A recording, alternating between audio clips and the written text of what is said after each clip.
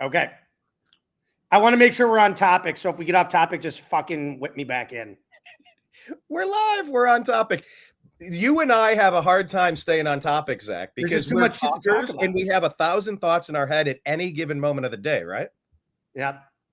All right. We are live. We are here on the Unhappy Hour. This is a special edition, Sunday, February 2, 2025.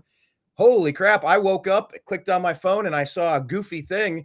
It was a graphic showing LeBron James and Luka. And I'm like, well, what is this fan fiction scenario? I click it. They actually traded, and Luka is on the Lakers. So we're going to talk about that. We're going to talk about the Buckeyes championship. We're going to talk about the Super Bowl. Make sure you're following us on the New American Media, the Unhappy Hour, in all of the places, all the platforms. Zak Baris joins us today. How you doing, Zach? Tired. Been out of it all week.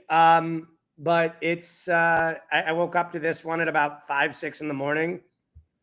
I went to bed super early last night. I'd been sick all week in Las Vegas, came back home and was still sick. And so just been going to bed early and woke up to this one kind of shocked. Yeah, I think, that would be a good question of the day, actually. How many other people out there have gotten this virus that's going around? It maybe I think everybody I know has had some sort of stomach flu, norovirus. It is just, I picked it up in Las Vegas. I was out there for a work conference and, second day of being out there, got out there Monday. It was great. No issues, met with my clients. And then second day I'm over at the Bellagio and I was like, I got a couple hours between meetings. I'm going to go lay down for a little bit, check emails, passed out for an hour, woke up and sick as a dog for the next 3 days. So it's just been brutal. A lot of my friends have been sick. It was, flying home with it was not good. Let's just say that. I just sat there, pretended like nothing was wrong and was able to get through it. Didn't get sick on the flight. And then the second I got home, I was like, oh God, just kill me. Yeah, it was a couple of weeks ago. Shit, what is it now? I mean, I guess we're in February. Maybe I got it a month ago. I might have got it right at the beginning of everybody getting it. And, we went through this in 2019. We don't need to relive that trauma. But once again, if you get it early and you get it out of your system and your body, a normal, healthy body usually builds antibodies against getting this again, it kind of makes you stronger. Well, it's crazy. 5 years ago today was the Super Bowl in Miami. I was there and I was there with my buddy Bobby, who you've met Bobby before, Brian. Yeah. And I said to him, I met Bobby in Cleveland or in maybe even in LA, but he lives in Cleveland. And I'll never forget saying 5 years ago, I said, this is going to be the last major sporting event before the country shuts down. You knew, because that was I just knew it. I knew at the time because I remember, going world leaders parading around going, oh, we have 2 cases in the country. I go, from what I'm understanding, this thing spreads like a wildfire. Nobody really knew shit about COVID at the time. Yeah. And what do you know? A month later in March, I was at the last sporting event, which was a Cavs game on that night before the entire country shut down. And that was the night that big black porn star man with his penis showing was the viral sensation of COVID, where everybody was sending out the fake articles from the San Francisco Chronicle. I think I said to my mom, my sister, my grandma, we all got that. Click on this, and it's that dude at the Hulk, and he's like, we all had that. Remember, it was the Utah Jazz. They were laughing at the microphone, coughing. Yeah, Rudy Gobert was wiping, and then everything shut down. Yeah, it's but that was the last time we had a major. It was the last major sporting event before the country shut down. 3 weeks earlier. So it's insane what happened with COVID. And, this is pretty nasty right now. I mean, granted, is this enough to shut the country down? Better not be. No. Well, 3 days of sickness. Then again, it is right out of their playbook, but that's a whole other topic. I don't even want to talk politics. Yep, let's jump into it. We're going to stay focused. Let's talk about this trade. Let's get right to it. Because look, we have the Buckeyes to celebrate. I do want to touch on that. We're obviously going to say, well, this trade happened. Let's talk about the deadline. There's got to be more things coming, and who could be involved in that, including the Cleveland Cavaliers. And then, of course, the Super Bowl's this weekend. So we'll talk about those 3. Let's start with the NBA trade. Holy shit, Luka Doncic in his prime is going to Los Angeles with LeBron James. By the way, just right off the bat, my very first thought is Luka has been widely criticized for staying in shape. He cannot stay in shape. He's doughy. but he's also a banger. He bangs for rebounds. Having 10 extra pounds kind of helps a little bit. It doesn't. It doesn't. Down there, but LeBron James has been famously one of the most in shape athletes of all time. He's taken care of his body better than anyone else. My first thought was this might really help Luka learn how to take care of himself. But Zach, there's a million angles. Also cause major frustrations with LeBron too. I mean, it could have side effects. We don't know. Here's how I view the whole LeBron thing. Could be gone. There's all these rumors to come back to Cleveland, get one more championship. This is my understanding of what I've heard so far, and people I talked to this morning. This is what I've heard: that Dallas completely facilitated this trade out of nowhere. That's weird. I'm told they didn't call Boston, ask for Jaylen Brown or Jason Tatum. They didn't call the Knicks. They didn't call the Cavs asking for Darius Garland and Jared Allen. They went to one place. They went to one place and one place only. Also, one first. By the way, can we break down what it was? It was a 2029 first round draft. Unprotected first rounder, a bunch of crap in between. Anthony Davis. Who else are they saying was involved here? Luka, Maxi Kleber, Marquise. Again, a bunch of crap in between. Nothing, just fillers. Literally trade piece fillers. And that's matching salaries and stuff. What's so weird is with Dallas. Dallas did not ask for Austin Reeves, or they did not have to give up Austin Reeves, Dalton Knecht, or an extra first round pick 2031. Right. They didn't give that up. Yeah, Dalton was playing. Here's the other thing too. Dalton Knecht could have been the first overall pick in this year's draft. Wait, what was that again? Say it again. Dalton Knecht could have been the first overall pick in this year's draft. Oh, because he came out early and just no. Dalton Knecht was a senior. Like he could have in this past draft. I'm saying though, like there was no prime prospect that was going to go number 1 or number 16. It was kind of like the year the Cavs took Anthony Benton and Antetokounmpo went, late lottery, first pick without the lottery. That's like how it was. Like there's no surefire first overall pick in this draft. Devoid of superstar draft. Dalton Knecht could very well be the best player in this draft class. In 5 years, we might know who the best player is, of course. And that's what's shocking is Dallas facilitated this trade. Mm-hmm. What I think happened, and again, I could be wrong, but what I think happened is Dallas's, Luka's reps said, hey, listen, Luka's not going to resign here. He's under contract this year, next year as a player option for 2027. He's not going to take the player option. He's going to LA. He's going to New York. He's going to wherever. So that was because they had internal conversations. However, though, and said, here's the thing. We're going to bounce. Wait till the offseason to trade him. Why trade him now? You could have sat there, packaged up deals and said, okay, we could go look at Oklahoma City demand. Well, Oklahoma City's not going to make that deal because they're not going to play him with Shea. So that's out. Okay. I have a feeling Boston's out too, because why is Boston going to break up a team that just won the championship? They could still very well win again. Their only competition in the East is the Cavs and maybe the Knicks. Right. So Cavs and Knicks in the East, and good chance like the Celtics in a 7-game series against both of those teams. Right now, they'd be the odds-on favorite to beat them both, as good as both the Cavs and the Knicks are playing. They're still the world champions, whether you like it or not. No matter how good the Cavs are, the Cavs have not shown anything in the playoffs yet. Granted, that was with a totally different coach, but they have virtually the same roster as they did a year ago. Granted, I think the Cavs are a world better. Darius Garland's in his own world. Mitchell's playing better. Mobley's an all-star, and Jared Allen's having an all-star type season. Any other year, Jared Allen would be an all-star, and God forbid there's an all-star go to down. Allen's probably an all-star. Yeah, it would be nice to see all 4 of them, and it kind of like when those 90s Indians put 4 all-stars on a team. I get it. Yeah, that's okay? tough. Like, I get it with the NBA. I get it. Okay, so if I'm the Mavericks, like, you're telling me you couldn't have called the Magic and asked for Paolo Banchero and Jalen Suggs or one of the Wagner brothers in that trade? A 3-on-1 trade or with Orlando, who has picks.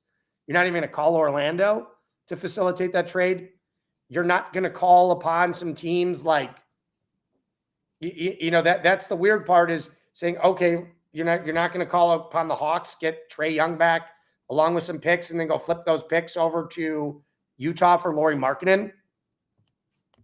So you can put a viable roster around Kyrie Irving and those guys that can win a championship. Lauri Markkanen, a great player that's always traded for some reason. That's just what's so baffling about this trade. You didn't call Minnesota and ask for Anthony Edwards.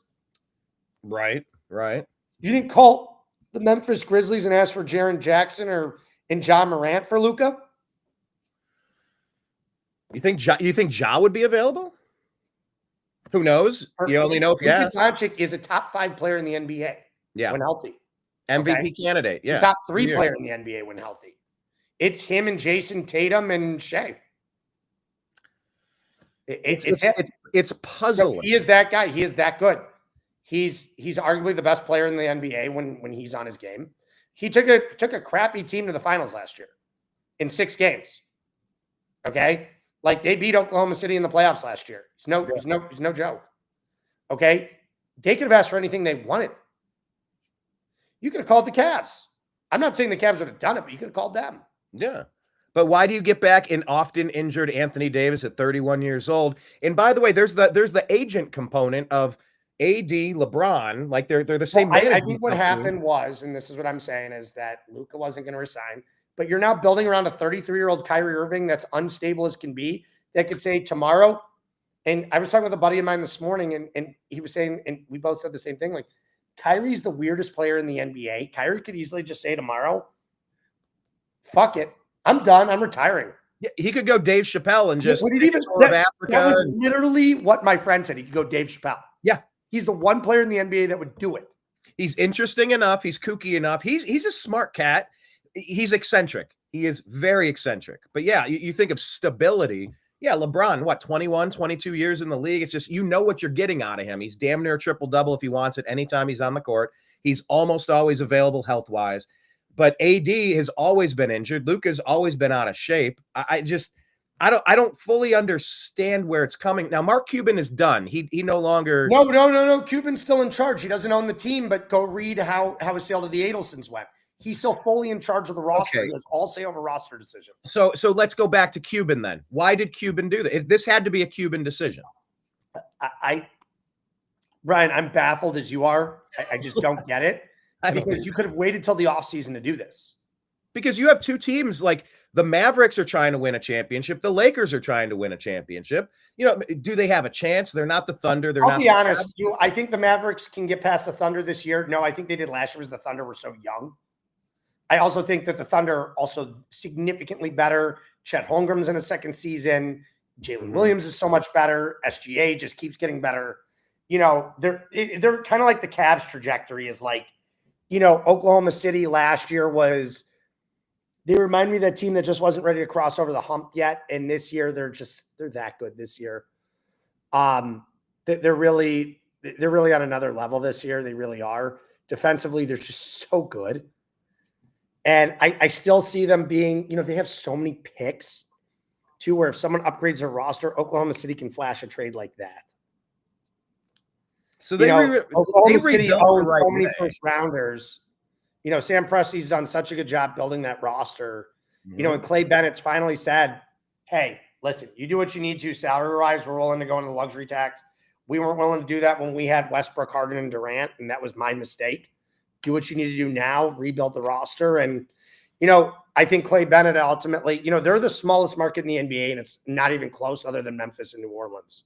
And they've been dominant with like core, awesome young players together at the same time under contract twice in the last 15 years. Like that's tough to do. Cleveland's done it. Of course, we did the trade to get Kevin and you know, we drafted Kyrie, brought LeBron back, but the Cavs did it again. We're a small market, mid-market team, I guess. They're mid-market. They're not small market. You got it. Oklahoma City is the smallest, and they've done it twice. They're very, very small. It is impossible to entice a free agent to go and stay in Oklahoma City.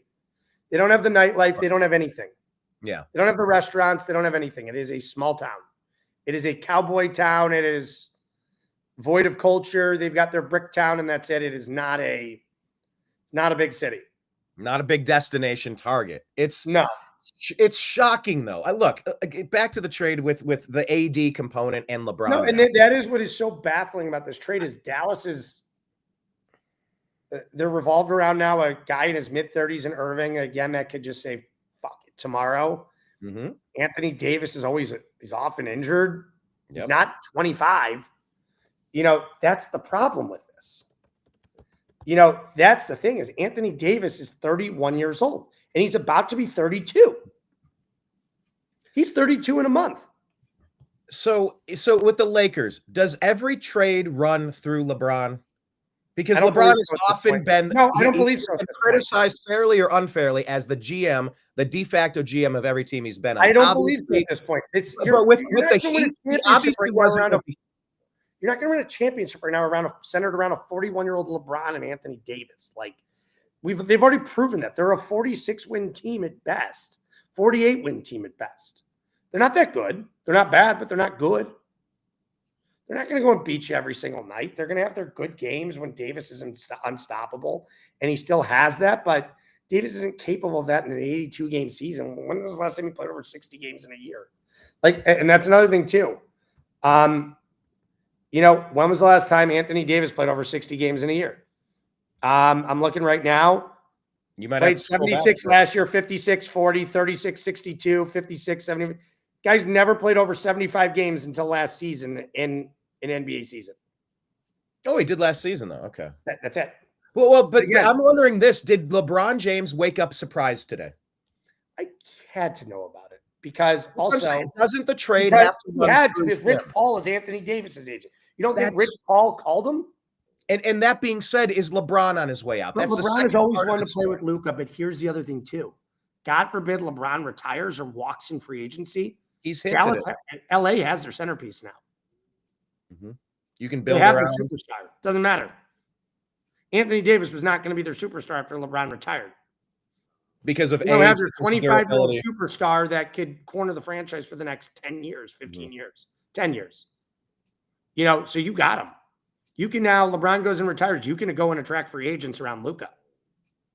So is LeBron going to bounce next? When is the trade deadline? This kind of surprised me. 2 weeks. But here's the thing, though. So we have a little bit of time now. All right. Yeah, but here's the thing, though. If you're LA now, you have your bargaining chip. You have your whole piece to attract people in free agency again. You have your young superstar that you haven't had since Kobe Bryant. You haven't had a young superstar to attract a Pau Gasol, in 15 years, since 2009. Why did the Mavericks trade? Just because he wouldn't resign, he probably said, I'm out of Dallas. Does playing with Kyrie Irving mean I want to get out of there? Do you think they had two magnets pushing each other apart kind of thing? Because LeBron and Kyrie have been at the center of these trades. Kyrie saying, get me the hell out of here. Now Luka's like, I'm not going to allegedly, I'm not going to resign here. Get me out of here. It's just so interesting, the LeBron and Kyrie dynamic of pushing players away and demanding trades. It's very interesting. Again, I still expect, the Lakers, hats off to Rob Pelinka in this trade. Seriously. You just did your post-LeBron rebuilding without having to mortgage the entire future. Yeah. You traded a 32-year-old player, essentially Davis 31. He's going to be 32 early March. Okay? We can call him 32, yeah. Let's call him 32. You traded a 32-year-old power forward center who's a great player, but again, they have not won a championship since COVID, and they weren't going to win another championship with that current roster. I don't care. You're not building around D'Angelo Russell, Austin Reeves, Dalton Knecht, and LeBron and Anthony Davis to win a title. I can tell you this right now. The Cavs would bounce them in 4 games. The Thunder will bounce them in the Western Conference in 4 games. Celtics bounce them in 4. Knicks would bounce them in 4 or maybe 5, okay? But right then and there, you're not beating any of those teams. I'm sorry. You're not getting past any of them. Do you have concerns about the health and the conditioning of Luka? That seems to be kind of like the rumbling. The guy's big, he's fat, he's out of shape, but he's a hell of a player. Now, this could go one of 2 ways. Now, how does that? Go ahead, make your point. I was going to compare him to Jokic. Let's just say he takes on LeBron's training regimen in the offseason. There you go, one way. Besides, he's motivated. Lakers could be in winning a championship next year. They could very well. People decide a motivated Luka Doncic putting up 35 a night alongside LeBron James as the secondary player. Wow. Or and LeBron gets to play facilitator a bit. Here's the other thing too, though. Luka stays as a lazy fuck, whatever he acts like. Doesn't take on LeBron's routine, pisses off LeBron. LeBron can go leave in free agency or retire. Right. It'd go one of 2 ways. High risk, high reward then for Pelinka. He won today, but it's not high risk. Here's the thing. It's not high risk. Because you just land yourself the next superstar in the NBA. Unless, like you said, he's a lazy piece of crap and he's not going to really.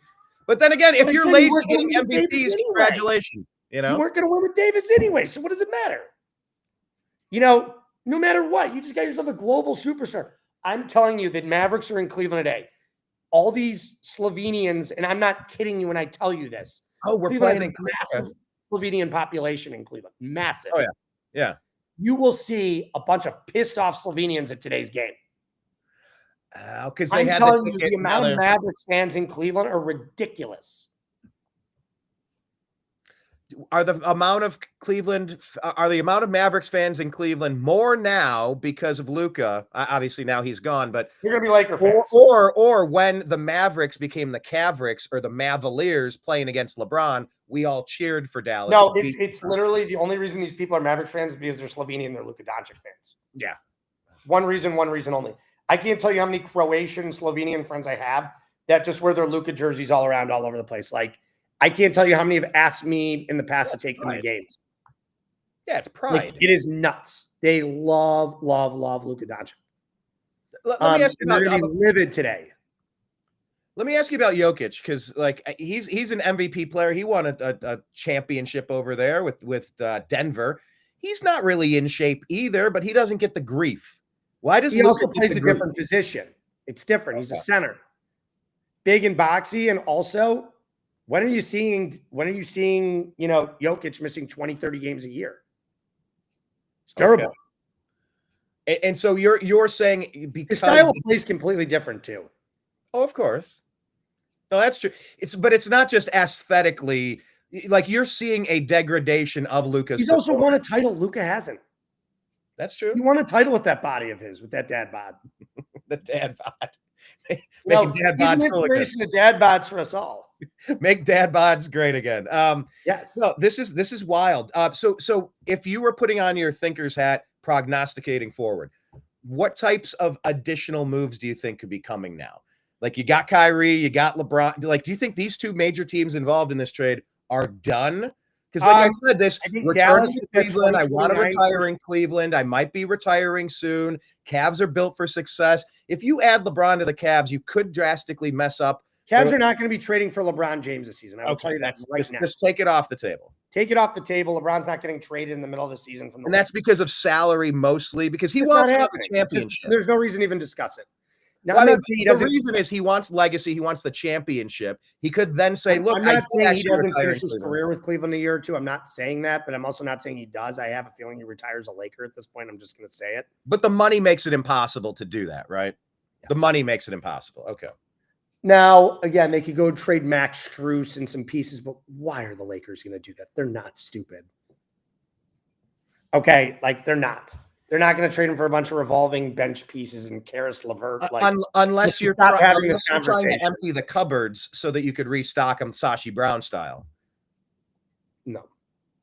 Or you could just get LeBron to retire and leave in free agency. You don't need to restock it with a bunch of crap. Like, no offense, it's not crap, but like for LeBron, it is. That's my point. Like, of course.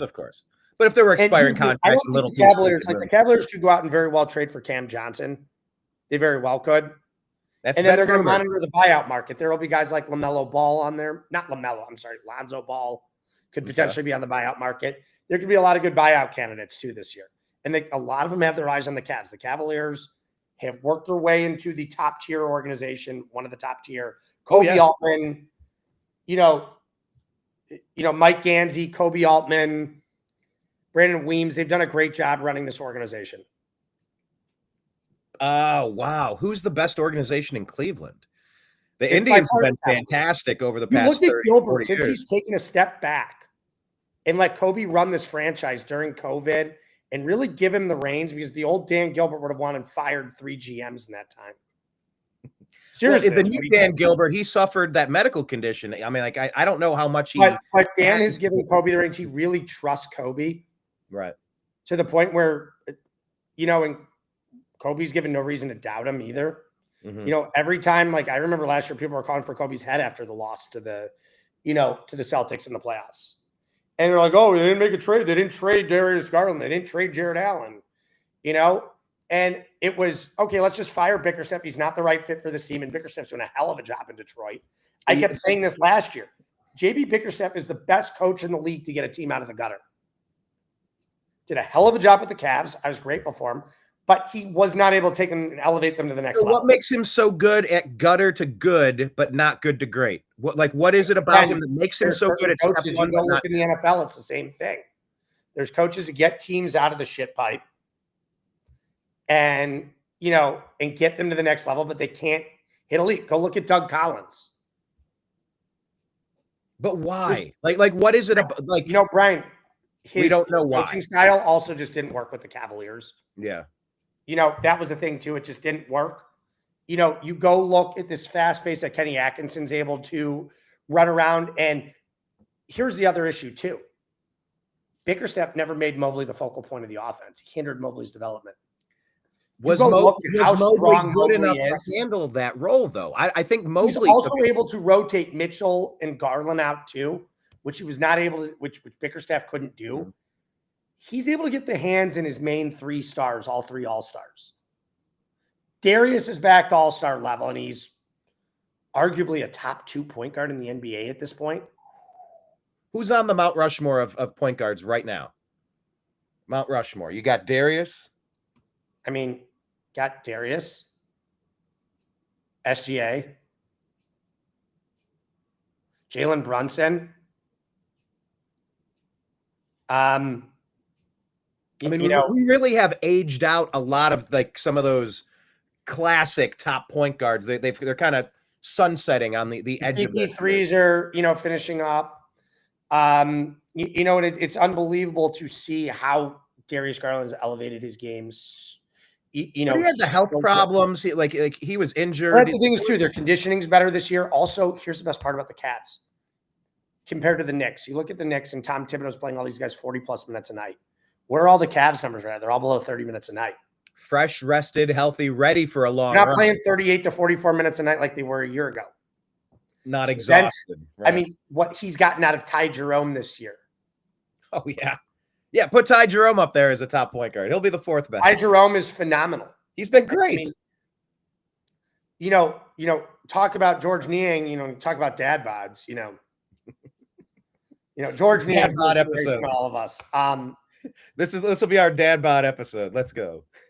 So, and they've gotten a ton of, the big catalyst this team is staying healthy is Dean Wade.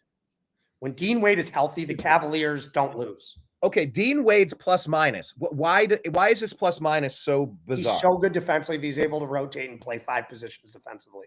That was the other thing that they said about Luka. You need someone that plays defense, and Luka doesn't play defense. Dean Wade is one of LeBron now. LeBron and Luka is one of the most underrated players in the NBA. Say it again. When Dean Wade is healthy, he's one of the most underrated players in the NBA. Would he be a starter? Be a lockdown defender. He does not get enough credit for how good he is. So he would be a starter on most teams? I'm not saying that, but he's such a valuable piece. Okay. And he'd be valuable to anyone. He's like a perfect piece for the Celtics.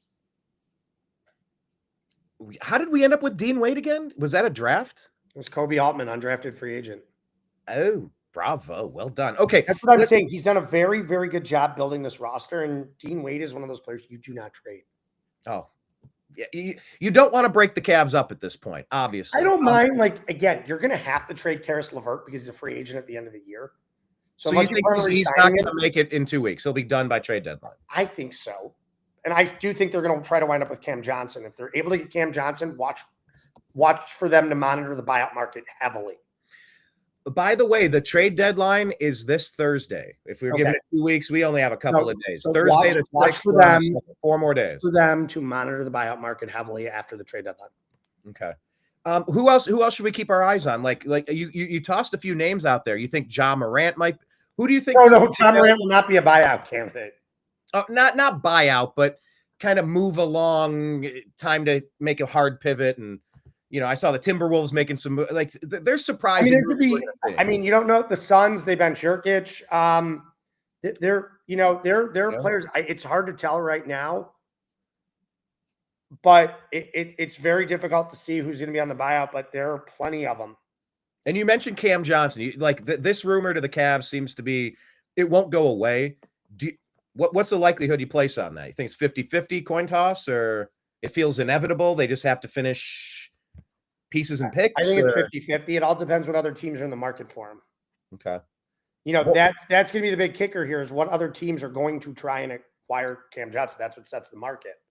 Which other teams do you think they are competing for a championship? Obviously, you said Celtics. Right Thunder. now in the East, it's the Celtics and the Knicks.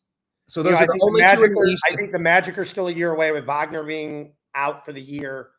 I think the Magic are still a year away, but watch for them to creep up quickly next year. They're very, very good, and they're very, very young. Young and good, right? That's a team I really, really like. I think the Pacers are just still typical Indiana, very good team, but not great. Milwaukee's one of those teams that's just inconsistent, but when they get hot, they scare me. I mean, they've got the pedigree. They've done it in the East. That's it in the East right now. So those teams might be buyers, perhaps. But also in the West, you have the Thunder, you have the Rockets. Yeah. Really, I think the Thunder and Rockets, I think the Grizzlies are very good too. Nuggets are one of those teams that they do need to make a trade to really get to the elite tier in the West, but because they're not there, they're very good, but they're not elite. Again, we just saw with the Lakers, and the Lakers just, again, it's going to take a while to adjust to Luka's play, but again, the Clippers are finally healthy, getting back Kawhi, but we'll see how long that lasts, and that's it in the West.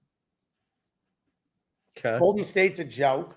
They're not going anywhere. Golden State's done. That makes me so sad, by the way. It's funny when we beat the Warriors, when the Cavs beat the Warriors at the beginning of the season, when the Warriors were like 11-3, everybody's like, "Oh, this is a rematch." We could have a championship rematch of, 14 through 18. I was like, sure, maybe. And then all of a sudden the Warriors were like, oh. Oh, okay. So we're talking Warriors. What about Klay Thompson down there in the Mavericks? Like, what does he have left? Clay's. I'm just, you reminded me. He has some good nights. He has some good nights. But he's, he's having a good season, but it's not going to move the needle. That's the thing. Right. Yeah. He was a good part. He's not at the point of his career anymore where I feel he moves the needle. He's more of a very good role player. Right. Catch and shoot. He's in his late 30s. Not the Klay from the Warriors when they won, 4 rings. Fair enough. All right. So those are the teams that might be buyers. Are there any surprise sellers you maybe pin? We know the ones that.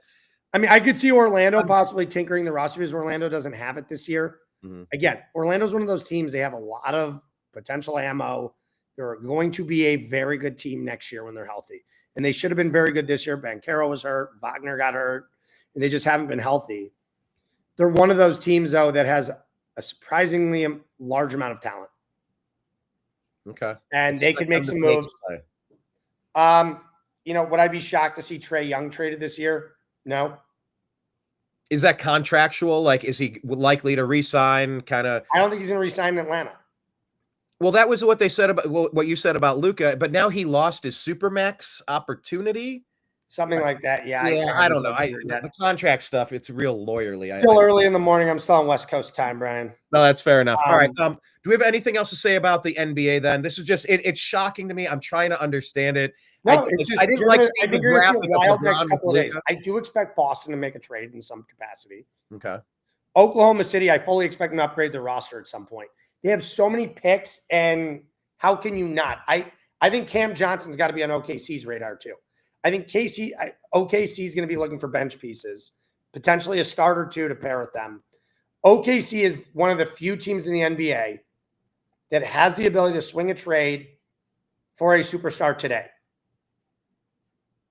They have so many picks, and they're not going to be drafting all those players. So go look for OKC to not grab a point guard, but to land a potential shooting guard, small forward, a piece to pair with Chet Holmgren, Isaiah Hartenstein, another big bench piece potentially too. Okay. By the way, something I didn't even mention, Utah ended up jumping in as a 3-team deal. And again, facilitate and get more picks. Pieces, yeah. Nico Harrison, the Mavericks GM, said that defense. Utah's loaded with picks. They're not going to do anything during the season.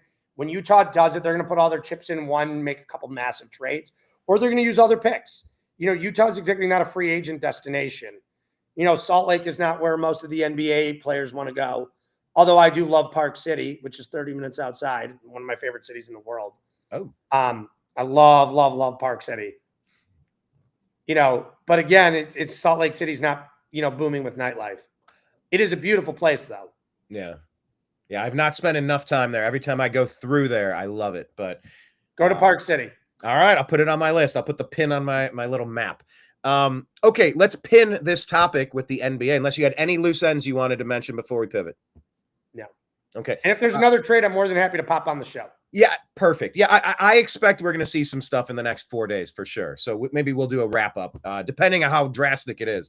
Do you want to go Buckeyes first or Super Bowl first? Let's just do Super Bowl because this is easy. All right, let's do it. Look, this is the Super Bowl nobody wanted, unless you did. I will tell you this, Brian. This is the first Super Bowl I'm skipping in 5 years that I'm not going to. I got offered face value tickets by the Cleveland Browns. I just said, I'm not doing it. I have no desire to go to the game. I framed it perfectly then. The Super Bowl nobody wanted. I have zero desire. I've seen the Chiefs play. I've seen the Eagles play. And this is the matchup I was at 2 years ago. Yeah. Okay, tickets are falling like crazy. Oh, you mean the one that the referees decided 2 years ago? I was at that game in Arizona. I was there last year. The only Super Bowl I've been to without the Chiefs in it or without the Eagles in it has been Bengals-Rams, which was awesome. That was a real good. Having lived in LA for a while, I was happy to see the Rams, but being in Ohio, I was happy. I was rooting for the Bengals. I can't root for the Bengals. I hate the Bengals. You just can't do it. I hate Kentucky. What is Kentucky? Cincinnati. Kentucky. That's nice. I don't like Kentucky. Okay, fair enough. Well, somebody said in the Unhappy Hour in the Facebook group, they mentioned Joe Burrow, and they go, I hate how much I don't hate this guy. That's the thing is I love Joe Burrow. Not very hateable. The guy's a Cleveland sports fan. I love Joey B. Yeah. I just couldn't root for the Bengals. I couldn't root for the Bengals. I remember I was there with a friend from a big Cincinnati. So I kind of glommed on because she gloms on when we root for the Browns, even though she's a Bengals fan. I was rooting for the Rams. I was happy when the Rams won. I was very happy. I was okay with the Rams winning. It was nice to see. It was cool to watch them win in their own stadium, being outnumbered by Bengals fans too in their own stadium. That feels like the typical LA crowd, though. Real homers. Listen to Randy Newman play at the end of the game. Yeah. Okay, well, every Dodger or Lakers game I ever went to, when I lived there, and it just I love LA. This year's Super Bowl though, couldn't care less. Chiefs will win. Don't care. Don't give two shits. How much of it is just it feels like it's rigged? The only people that want the Chiefs to win here's the other thing too, are Roger Goodell and the referees. Am I going too far into conspiracy realm with my tinfoil hat? No, because everybody is. Here's the other thing too. It's like every time Mahomes runs out of the pocket and gets hit, roughing the passer, or it's a first down. Because he fake slides. It's like they got to get rid of that. If the guy's going to fake slide, you should be allowed to hit him. You know what the NBA did with the LeBron rule? Should not be able to fake slide. LeBron kind of created the flopping rule, and that was created because the refs wouldn't call all the times he was getting hit in the head because, you're just bigger and faster. You're going to have to deal with it. All right, well, I'm going to have to sell it because you're hitting me in the fucking head. People give LeBron grief for being a baby. I get it. He's unlikable as well. However, if you just called the actual fouls, nobody's been fouled more and had the fouls called less than Shaquille O'Neal and LeBron James. So he started flopping to do that. I think Patrick Mahomes is just exploiting a little, if I can get a 2% edge, if I can deflate the football a little bit, Tom Brady. I'll tell you this right now. They have to fix that rule. The other day, people are coming on, appreciate the Chiefs' greatness. You're never going to witness this again. I go, I don't give a fuck. I witnessed it was the fucking Patriots. I don't give a shit. I don't want to see the goddamn Patriots in the Super Bowl every year. It's exhausting. It was boring. I think they're forcing a dynasty down our throats. And it's like Buffalo fans deserve a championship. Cleveland fans deserve a champion. Under the organizations. I would much rather watch almost a different team in there every year. I don't mind a team going 2 straight years. 100%. I did not get sick of Seattle when they were in it 2 straight years, or Denver with Peyton Manning. Didn't care. Okay. or Indianapolis. With the Cavaliers, we wanted 4 in a row. We wanted our dynasty with the Cavs. You know, 15, it was 19. different. You know, even in the NBA, I get why NBA fans are bored of it too, because every year when LeBron was in Cleveland, every 4 straight years, you knew after year 1, it was going to be Cavs, Warriors, Cavs, Warriors, Cavs, Warriors, Cavs, Warriors. Was it? You knew it. Yeah, predetermined. There's no storyline going into each NBA season. You knew who was going to the championship. I'm sorry. Nobody gave the Cavs a run for their money ever in the Eastern Conference. Toronto pushed us. It went to 6 games, but you knew it was a joke. But some of them, they were last second. One time in the 73-point line off the times Golden State was pushed to the brink in the Western Conference Finals against OKC and against Houston one year. When Houston went like 3 for 41 and 3-point shooting and 3-point shots in Game 7. If the Cavs didn't exist, did the Raptors have a chance against Golden State, or nobody had a chance against Golden State? Except the Cavs, who would have won in 15 if we would have stayed healthy, which we didn't. I agree with that. Do you look back and feel cheated out of a 4-peat? Are you grateful that we got 1, or do you feel like how the hell did I'm grateful we got 1 during the hardest era of NBA basketball, and it is what it is. You know, any other era, it was arguably the greatest championship in NBA. They probably would have won 3 to 4 rings, and yeah, it sucks that we don't have it, but at the same time, 1 before I die was all we asked for. Remember? I know. I have that shirt. Just it sucks, but again, at the same time, we got a ring, and I'm very grateful for it. So I know. I still regret that you and I didn't make it up there to that Game 7. We had an in on the tickets. We were so close. I had a bag. Like, I was ready to actually do it. It was the weather. I was about missing the connecting flight in Houston. I could not get a direct flight out. I remember. We'll always have that story. I know my stupid ass would have been sitting in the airport in Houston all day watching the game. You would have ended up in the jail yelling and screaming there, sir, you got to calm down. I can't call, sir, you got to calm down. So, all right, we're gonna that's my issue with the Super Bowl. I just don't give 2 shits. Frankly, I don't want to go to New Orleans. It's sad. All right. Well, any other things we want to mention about the Super? I guess not. I don't even want to talk about the Browns. Unless you have any thoughts on the draft pick. Let's wait till free agency and the draft. I have no comment other than they pissed me off all season. I love them, but I also hate them. It's a sickness. They're a disease. It's a hereditary. Right. It's like, right. I've never been a smoker, but like the Browns they're an ad for smoking. They make you want to smoke. They make you want to drink. They're a sickness. I do have a green shirt, and it says, my sports teams make me want to drink.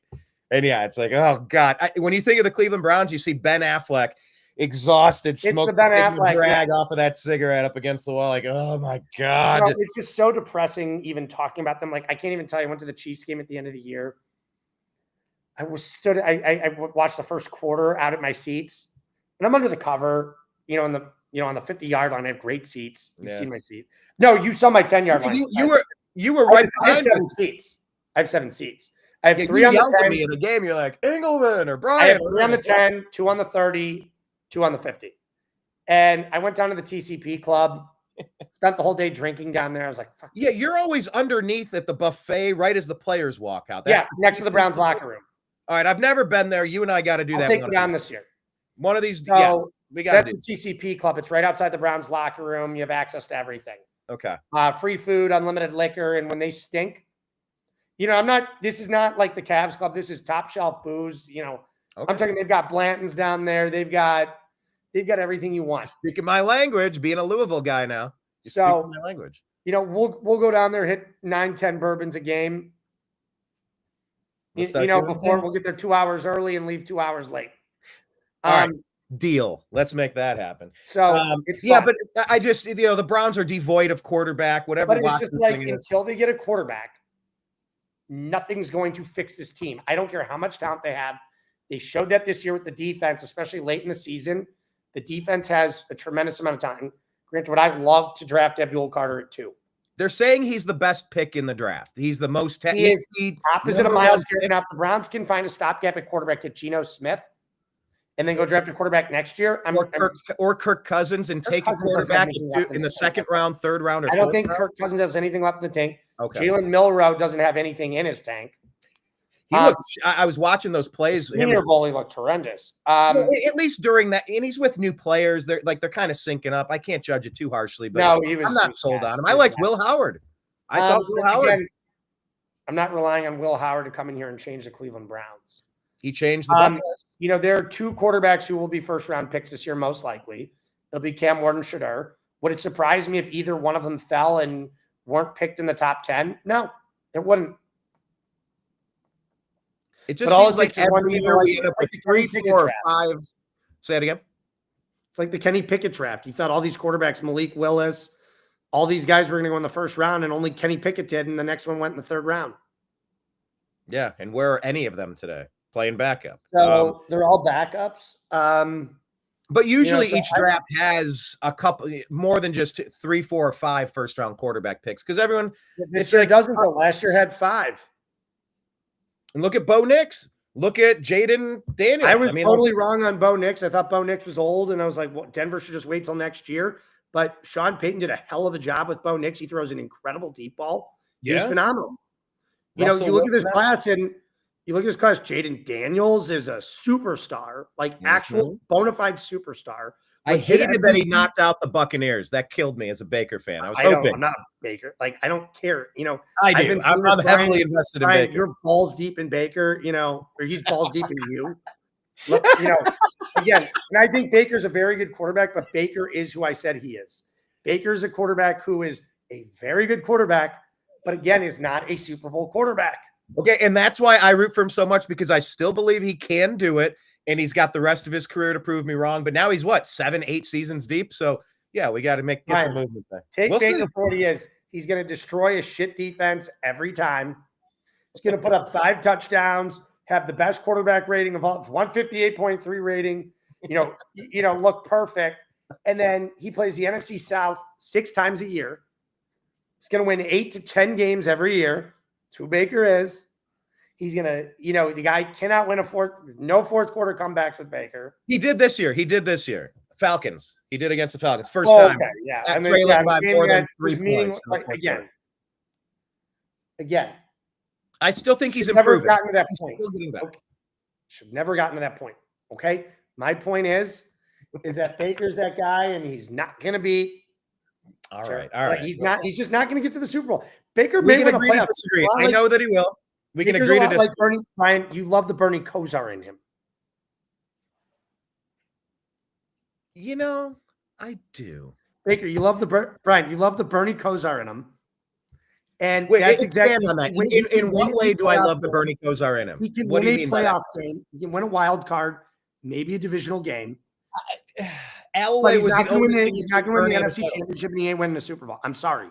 Which is why the Browns made the trade in the first place. Yes, the Watson trade was horrible, okay? It was a horrible trade. However, I don't care who you surround Baker Mayfield with. If you think Baker Mayfield was ever going to beat Patrick Mahomes, he could beat Chad Henne in a playoff game. Didn't he beat him in college? Brian, NFL and college. Like an 1,100-yard game. Okay, one was Oklahoma, one was Texas Balls Tech, okay? Okay, I'm telling you this right now. It was like an NFL skills challenge. With Baker Mayfield. This was the issue. Was Baker ever going to beat Patrick Mahomes in a playoff game? No. Yes. Was he ever going to beat Josh Allen in a playoff game? No. Yes. Was he ever going to beat Lamar Jackson in a playoff game? No. Yes.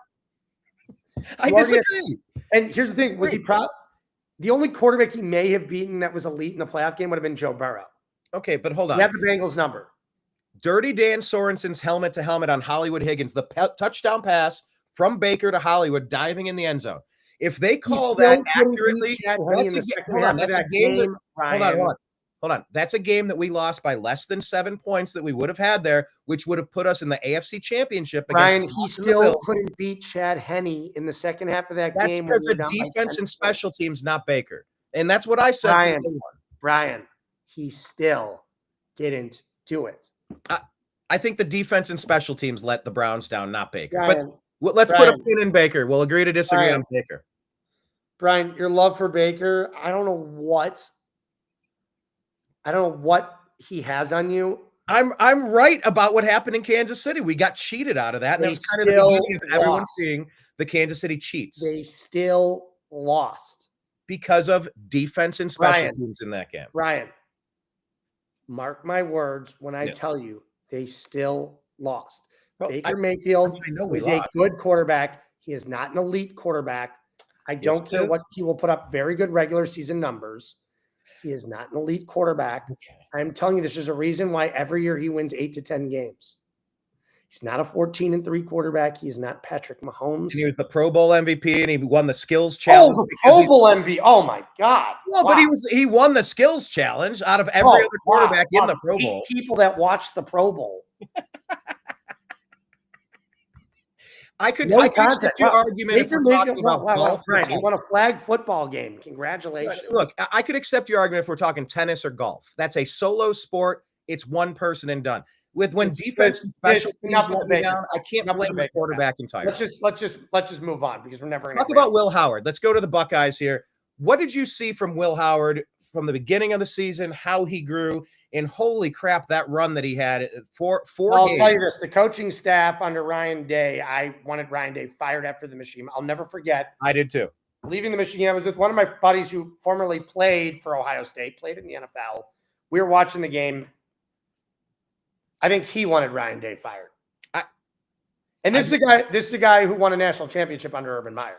Did he say what I said? I said either win the national championship against all odds this year, or you have to go. You haven't beat that team up north in 5 seasons, 4 head-to-head matchups. You're flubbing the best roster in football. Either win it all this year. By far the most talented roster in college football. I don't know how you don't win the national championship.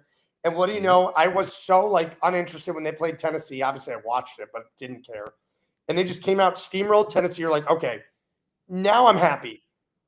If they come out and steamroll Oregon, they're going to win the national title. Whoever wins Oregon, Ohio State is going to win the national title. In your mind, did Ryan Day save his job by beating Tennessee, or it took Oregon? At what point was Ryan Day saved his job? If you came out there and beat Oregon, he had to win it. He saved his job anyway. They weren't going to fire him. They weren't going to fire him after the Tennessee win. I think contractually they're kind of locked in anyway. They had a $36 million buyout. They were not going to fire him anyway. Yeah, that's I was done with Ryan Day. I'll tell you that. I was done. And I was too. Came out and they just pulverized Oregon from the start. Those first 2 games, Tennessee and Oregon, were so gratifying. That was a team that was pissed off and embarrassed by Michigan. Pulverized them. I mean, they buried into oblivion at halftime. I mean, watching Jeremiah Smith, Carnell Tate. I mean, here's the thing. Emeka Buka is a first-round pick, is the 3rd best receiver on that team. Okay, so you have Henderson and Quinton Judkins are both 2nd, 3rd-round picks. They might be first-round picks. Their offensive line, down 2 All-Americans going into the playoff, was one of the most miraculous performances I've ever seen. And now the offensive line coach just moved. He's going to the NFL, right? He's going to the Cardinals. Ohio State will be fine. So you're not worried about the brain drain, because we've lost a couple of players now. Jim Knowles on defense. They'll be fine. I'm not going to panic. But Jim came in to fix a shaky defense. He did. Why did Jim Knowles even leave? He went. I guess rumors that he butted heads with Ryan Day and a couple of the coaching staff members on the defensive side of the ball. Okay. Had no interest in recruiting either, I was told. And that's kind of 80% of it in college. Urban Meyer talks about that. It's all recruiting. Let's just say I'm very impressed with that run at the end. I mean, they beat Texas, and they could have beaten Texas even worse. They played like crap against Texas with all the bad penalties. We left points on themselves. Yeah. But it was an impressive run. And then you knew in the national title game, they were just going to beat the shit out of Notre Dame. I didn't want to count my chickens before they hatched. I didn't want to get excited. Weird fun fact that I'll never forget. I was in D.C. for the inauguration. I was covering an event outside of the D.C. jail when the pardons were being issued. Out there all day filming, doing interviews, and I'm frozen. I can't move my fingers. I can't. I thought you were Team Kamala, though. Let me show you something awesome. Check this out, dude. I went to all of the major conventions. D.C. for the Libertarian Convention last year, Chicago for the Democrats, and Milwaukee for the Republicans. When I was in Chicago, somebody had this sign laying outside of a bar that I was at like 3 or 4 in the morning. There were several of these piled back by the dumpster, and I grabbed one just to see this and laugh. Just like I had. You didn't think they belonged in the dumpster? Madam President. What's that? You didn't think they belonged in the dumpster? My favorite meme is still the one of Gus Walls crying like, Wait, which meme was it? The one of Gus Walls crying, and it's Creed playing like at the bar when Creed comes on at 3 a.m. with Gus Walls. Crying. It's like, it's my dad. That's awesome. It's so good. Yeah, it was an interesting experience. But yeah, I was out there filming all day. Oh, you weren't there trying to free Palestine over at the DNC? Oh, there was so much of that. Yeah, we were right in the middle of the chaos, following the crowd. Thank God they're all getting deported now. Police lines. Oh, things are happening. That is for sure. But the point I'm getting at here is that when you walk a block and a half, I don't know what direction, up the little hill, there was a bar right there. It was a sports pub. It was called Patty's. Guess what? Pub? Guess what? It's up on the wall. Play like a champion today. It's an Irish pub. It's a Irish Notre Dame Fighting Irish pub. So I was one of 2, maybe 3 Buckeye fans there. The entire place packed with Notre Dame fans. And that's how I watched the championship in that moment. I wanted to win, but I was just I've seen this from the Buckeyes so many times. You get close and you can't do it. Like those John Cooper years before Jim Tressel sorted it out. Ryan Day having great teams and not getting it done. So I was cautiously optimistic. Here's the other thing too. I want to talk about this with the Michigan game too. The Michigan game the college football season has turned into the NFL. The regular season really makes no difference anymore. And this is what everybody was saying. You could lose 2 games during the regular season. It doesn't matter. Who gives a shit? It's essentially, you could bench your guys for the final game of the year now and essentially say, like, who cares? Doesn't matter. Is that the Michigan game is now turned into Browns Steelers. It is an NFL rivalry. Unless Ohio State went in that game with 2 losses and, in the college football playoff in the line, it meant nothing. It's a regular season game. Is that a good thing for football or a bad thing? I thought that 4-game run was one of the most incredible things I've ever seen. I think it's a good thing and a bad thing. I mean, you can look at it from both ways. It's a good thing in the fact that Ohio State lost a game that they should have won by 40 points. Chip Kelly to blame there because he wouldn't throw it deep? I heard Will Howard had gotten hurt early in the game, and that's why they did not throw it deep. That actually explains a lot then. Okay. So I heard Will Howard had gotten badly hurt. And they were shoulder, hip, leg, shoulder. Okay. Which is why they did not throw it deep. Every time they threw it deep, all Michigan could do is wrap up and get a 15-yard. They weren't even trying to play defense. They just wrapped. And I'm like, well, why aren't you throwing it deep? And if he got hurt, you got to replace it. Just throw it deep. Well, Kevin Brown wasn't going to get it done either. And so that was the issue. And again, I was livid after the Ohio State Michigan, but now I'm like, who cares? We got our national title. I don't care. But even more so than livid and like annoyed by it, I think we actually needed to get punched in the face like that for Jack Sawyer to run out and grab the flag and get the hell off of our center.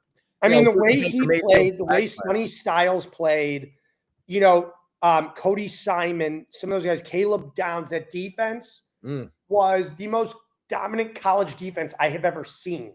Really? In the playoff. So you would say maybe the players on the field more so than Jim Knowles. You're not so worried about losing Jim Knowles as long as we restock. I'm not going to panic about it. I think they'll be fine. They have a ton of talent still. You still have Sonny Styles and Caleb Downs coming back. Like JT 2ML was unbelievable. Mm-hmm. He's one of those guys that just watching the draft, watch him get picked in the late 20s by Pittsburgh. Oh no, not another. Just watch. Just watch. No, replace Cam Hayward in a year. Just watch. Yeah, well, he's tormenting us for the next 15 years. You see it happening. I see. Brian, it's got written all over it going, sack of whoever the Browns quarterback is, sack whoever the 19th Browns quarterback is. And when JT's on, when he actually gives his shit, holy moly. Yeah, he's a beast. And the Buckeyes keep churning those players out. You know what I see the Steelers doing? If you look at Will Howard, he's kind of built almost exactly like Josh Allen. We don't think of it that way, but he is. He's 6'5", 6'4", like it's not Josh Allen, though. He does not have the Josh Allen type. He does, right, but I could see Schittsburg taking him there like a Big Ben. Maybe keep Russell. He's got a year or 2 left. You can kind of redshirt him and bring him along unless there's an injury. Wilson sucks. I mean, I wouldn't be upset if the Browns win next year with Justin Fields. They just need something better than what they have now in the rookie quarterback. Say it again. They need something better than what they have now, which is nothing. I don't care literally if have it's nothing Flacco and left. Shedeur, Flacco and Cam Ward. I don't care if it's Justin Fields and Cam Ward or Shedeur, but you got to have something. Is Jameis gone for sure? I don't think for sure. Okay. DTR, we're done with DTR. I don't see him being in the NFL next year.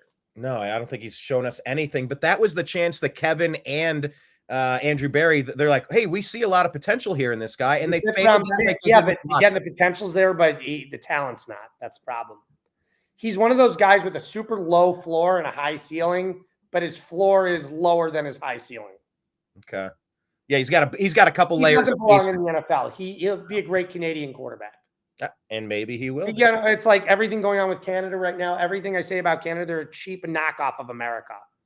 They're the Hydric Star Oreos. They're Temu. They're Temu America. They're the Tim Hortons compared to Dunkin' Donuts and Krispy Kreme. I like it. It's like Team America World Police. Canada's Temu America. Like Canada's a bunch of pussies. Let's just be honest. Like Justin Trudeau is the most frustrating world leader. Yeah, but Pierre's coming in and like they're going to win 95%. It can't come soon enough, Brian. It can't come soon enough. Thank you. Everything about Justin Trudeau, like every time that fuck opens his mouth, every time that opens his mouth, I want to punch him. Last night with the tariffs, and don't drink Florida orange juice. I missed that one. Go. Just go. There is no reason to drink Kentucky bourbon when you could have Canadian whiskey. Go watch his speech last night on the tariffs. Oh, okay. Oh, all right, gotcha. So this is I was ready. This is the flame war from Trudy. I want to watch Trump or someone just punch him in the throat. I think calling Canada our 51st state, I think that I don't want them as citizens, because then they get to vote and they're all liberal. Yeah, but my thought is if you pass the SAVE Act, I don't think any place is going. It should be like Puerto Rico. They don't get to vote in the presidential election, but they're a territory. Yes, let's get Pierre. By the way, this is Jessica. Jessica was with me at that bar in DC out there. I'm all for Pierre. Trust me. Okay. Can't come fast enough. Exactly. But Justin Trudeau. Maybe we could expatriate the Raptors, bring them into an American city. There's no bigger pussy than Justin Trudeau. Like, it's like looking at a Pete Buttigieg presidency. Like, he's like a guy with like male breastfeeding his kids. We were like kind of this close, or like this close, maybe. Huh? We were that close to maybe having everything wrong, and we've seen 2 weeks of getting a lot of things right now. It just, are you energized by like a different trajectory for this entire nation? I'll tell you this right now. One of the main reasons I voted for Donald Trump, I was sick of the liberal bullshit. And I kept saying, as a Republican, okay, as a Republican, the best thing ever to happen to the Republican Party was AOC and the squad. Because they radicalized, the left was pretty center, okay, up until the squad in 2016. The squad, even though they only had like 4 members at the time, shifted the party radically to the left because they started controlling the votes in Congress when they took a majority. So the Congress went from being sane to all of a sudden being LGBTQ, 2AI plus, ABCD. Question mark, ampersand, contilde.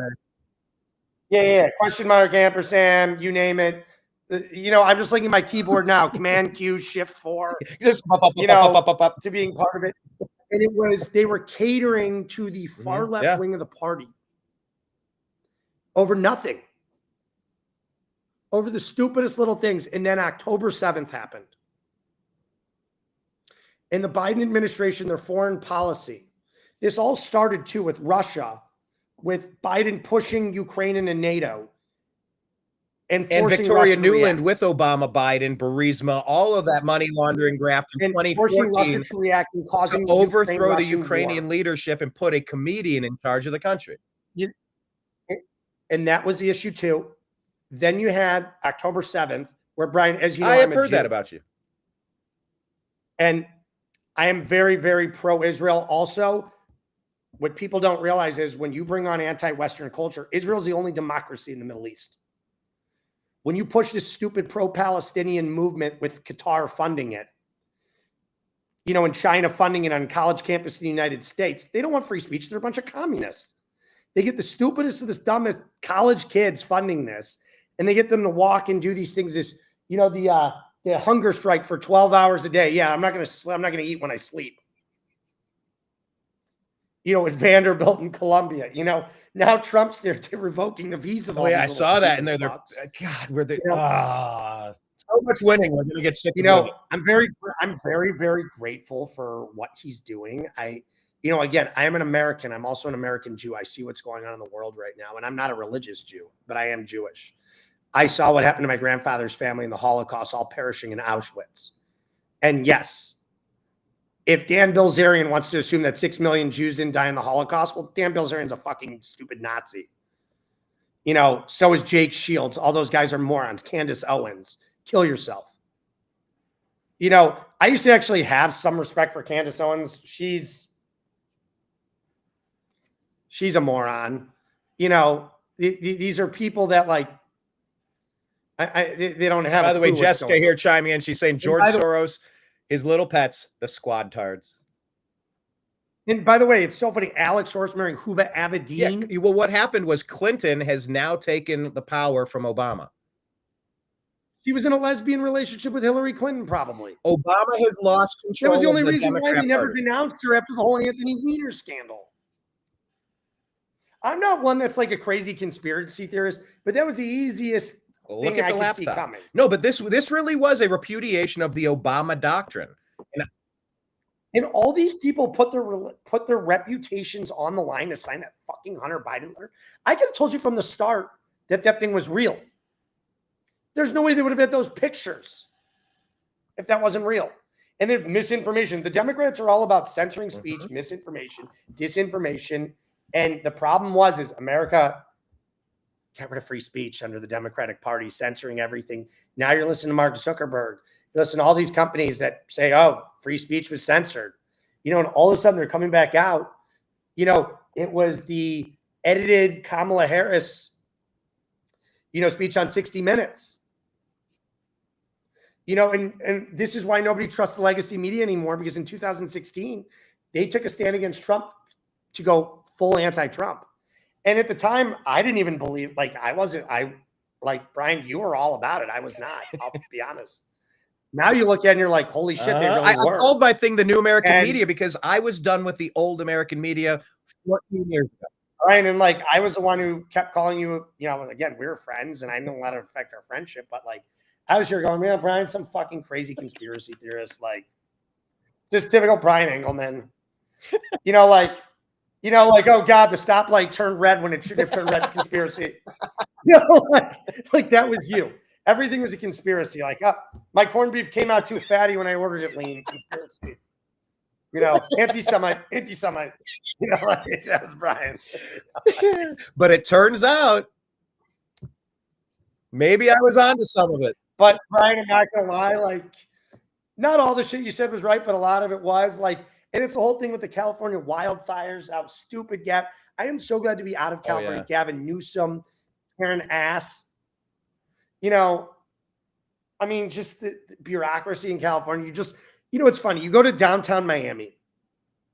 There's no homeless people. There's no garbage. There's no graffiti. The cleanest downtown I've ever been to. Go to downtown Sarasota, Tampa, Naples, Orlando. There's no trash anywhere. Incredible. Such. By the way, you use the Bright Line, the high-speed rail line that was privately funded. Built in under 2 years. It's perfect. You go to California, $7 billion on high-speed rail. We don't have tracks. It's money laundering and graft. It's pirates have seized control of the country, and they are bleeding us dry, adding trillions of dollars into debt. It's all just bribery, blackmail, and piracy. Oh, here's an NGO. The government goes, oh, we're not funding censorship. Yeah, your NGO is claiming to be an independent third-party fact checker, which is silencing conservatives and libertarians, constitutionalists, normies. That's all it is. Jessica saying Zuckercuck is saying that he's moving Meta to Texas. Really? Now, I did hear that they were having an uproar over removing tampons in the men's bathroom this week. That was a big story at Meta headquarters. Tampons Tim must be serious. No, but yeah. Brian, no longer can I go to Planet Fitness and shave my balls in the women's locker room. I haven't done it yet, but I was planning on it. We should have a shave my balls. Set a specific date where it happens all across the country to prove a point. But I think the point has been proven. All you have to do is stand up and say no. We're not doing this. We're not going along with your silly little games anymore. And it's I don't know. They keep saying it's the golden age now. This is the new golden age of America, and it really does. I am so excited for the first time in my life. Brian, I've never had such a good 2 weeks in my life politically. Like the tariffs, I think he needs to tone it down with the tariffs. This is one thing. Like, I hope this is temporary because prices are going to rise, and it did tank the stock market last week. So I hope it's temporary. But he is floating the idea of removing the income tax and getting us back to pre-1913 levels, which Brian, if he does that, I'm all for it. And again, I think his appointments have been phenomenal so far. You know, I really like Pete Hegseth. I love Marco Rubio, Secretary of State. Mike Huckabee is the ambassador to Israel. I mean, he has done Elise Stefanik. I mean, here's the other thing real quickly too. Again, I didn't come on the show to talk politics. But by the way, Zach, on the New American Media, we have a show called Agree to Disagree. We're allowed to have conversations with people about every topic and keep it mostly respectful. Brian, and here's real quickly, I want to say, go look at the DNC chair right now. What a clusterfuck that is. And David fucking Hogg. David Hogg was the first one. This guy has been trying to get on a microphone. The best thing that ever happened to David Hogg was the Parkland shooting because it gave him a voice. That kid's such a little bitch. I interviewed Kyle Kashuv. I'm trying to remember. Was he from that same? I don't know. There's no one more insufferable than Harry Sis and the little bitchy TikTok star. I was going to say another word, but don't want to say it. It's not PC. You know exactly what word I'm saying. Did you see the Trump the deep fake edit where it's like, I have a new agreement. We're signing another order. Brian, I just texted you. Go check your phone. The word I was going to say. Another order. We're allowed now to say. Brian, go check your phone. I'm not going to say that word if they're doing things that are this and that. We're allowed to say it again, people. Brian, go look at what I texted you. Where am I looking? Which screen am I glancing at? Yes. Just check it. Think of every Eminem album up until he, yeah. So, okay. So my point was, like Harry Sisson, you have David Hogg, like the future of that party. Go look at the Republican side. You have so many good young Republicans, strong leaders. You have Glenn Youngkin. You have Ron DeSantis. Yeah. You have so many that you can't even. It's like the Buckeyes when your third best receiver could be a number one receiver in the NFL. It's just we're so stacked. You go look at the Democratic Party.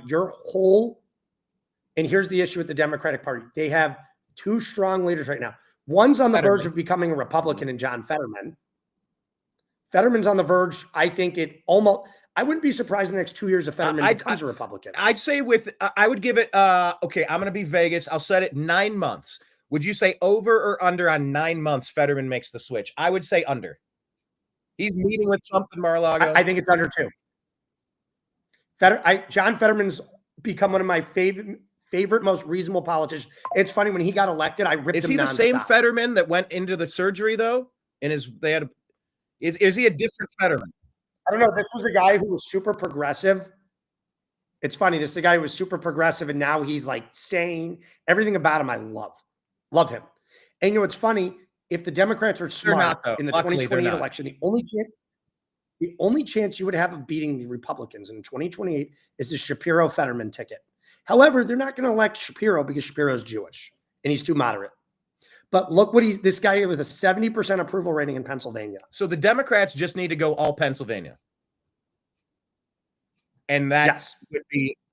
Look at the Democratic mayor of Philadelphia. Look what she's been doing. She has cleaned up the streets of Philadelphia. She got rid of the open air drug dens. I can't think of her name. EGLSES. Yes. However, she might be an idiot. However, she has cleaned up Philadelphia. You go look at what the Pennsylvania Dems are doing, and that should be the strategy for the Democratic Party. Instead, they're going, let's look at Minnesota's model with Tampon Tim. He cannot be the standard bearer for that party. As crazy Ilhan as Omar.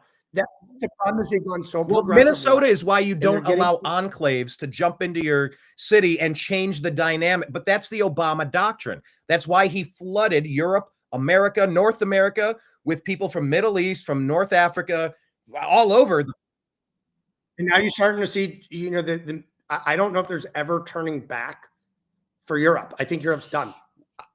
I was starting to think the United States was done. I was too. I put the new American media flag. I did a whole new intro graphic with the upside down American flag saying that we're a conquered nation, showing a nation in distress. We're now conquered. Like pirates have taken control of this country. And I didn't know if we could ever get back if we didn't get it on track a couple months ago.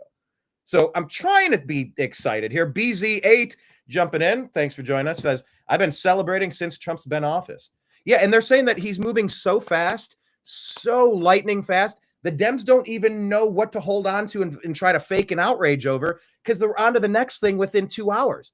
Every single day, there's 10 new things. It's like, I saw a great tweet yesterday that said, the Dems' reaction to this, like they're talking about how they should be rioting in the streets and protesting, is to sit behind a computer, drinking a box of wine and tweeting. Well, that's what Hakeem Jeffrey said. He says, we're going to fight him in the streets. Excuse me, Hakeem. I think you're on the radar now. We should have a nice little visit. Jessica's saying, by the way, the only thing we have to go up is against Trantief, and all you have to do is insult them. I know. Jessica's saying, just don't let them use your bathrooms. It's like Kramer with H&H. They didn't let them use the bathrooms. They're going to be striking and picketing. That's Trantief. It was talking about Kramer. It was trending was 1993, Rush Limbaugh talking about all the pins and about how much I care and the virtue signal. Don't want to wear the ribbon? I don't want to wear the ribbon. Who does not? I don't want to wear the ribbon. They're chasing him down the streets. Jessica saying Tulsi, Pam Bondi, Pete Hegseth, Kash Patel, Vivek Ramaswamy, JD Vance, DeSantis. We are stacked. Do you think Vivek did he officially say he's going to run for governor of Ohio now? He hasn't officially, but he's going to. That's a good move? I don't know if he's going to win governor of Ohio. It all depends who he goes up against. Is anyone else officially running? I don't know if he's that popular in Ohio. Is the thing. I think he gained a lot of notoriety because, look, Trump didn't participate in like that sham Republican, the primaries. Trump's the guy. Why are you even doing this? But Vivek, he spoke as Trump. And so everyone on stage going, the rest of these guys, but like, hey, Vivek, this guy's all right. Now, is he a snake oil salesman? Do you trust him? I don't know, but he does say a lot of the right things. In Ohio, I don't like DeWine. Can't stand DeWine. Are you a DeWine fan? I don't dislike him. Here's the thing. I think right now, if you look at the largest metropolitan area, it's Cleveland. Too much of their focus is on Cincinnati and Columbus. You still need to focus on the Cleveland metropolitan area. We're also sitting on the largest body of water, fresh body of water. So what do we do with that? They can't even build a lakefront. The focus needs to be, like, if you look at all the large scale development, Columbus is, your 5-story, 8-story low rises. Cleveland's still the only city having high-rise development in Cleveland. You look at Uptown, it's a boom town. The state needs to contribute more to the Cleveland area than it does. And I'd like to get a leader from Cleveland running the state government. Any talent, any fresh talent out of Cleveland? I mean, they're kind of running the city in the ground. They're damn near running the Browns out of Cleveland as well. We talked about that. I'm all about the dome. I'm all about moving the team. You're all in park. There. Look, just again, I think this it's a failure for Cleveland to figure out how to develop their lakefront. By the way, Brian, I could tell you I know every nook and cranny of that stadium. I'm not kidding because I get to go to the depths. Stadium is rusting. It is beyond repair. Anybody who says they'd rather have it on the lake, there's no way to like powder coat that. Brian, from a real estate professional who owns an environmental and zoning company who also works in development and construction and has done multiple buildings downtown, I could tell you this right now. The building is falling apart and is unsalvageable without putting $1 billion plus price tag on it. And again, it's still an outdoor stadium that's still only going to host 10, 15 events a year. A dome in Brook Park will bring us the Super Bowl, the NCAA Final Four. It will bring a college football playoff. It will bring the Big Ten championship. It will bring everything that we wanted. Who cares?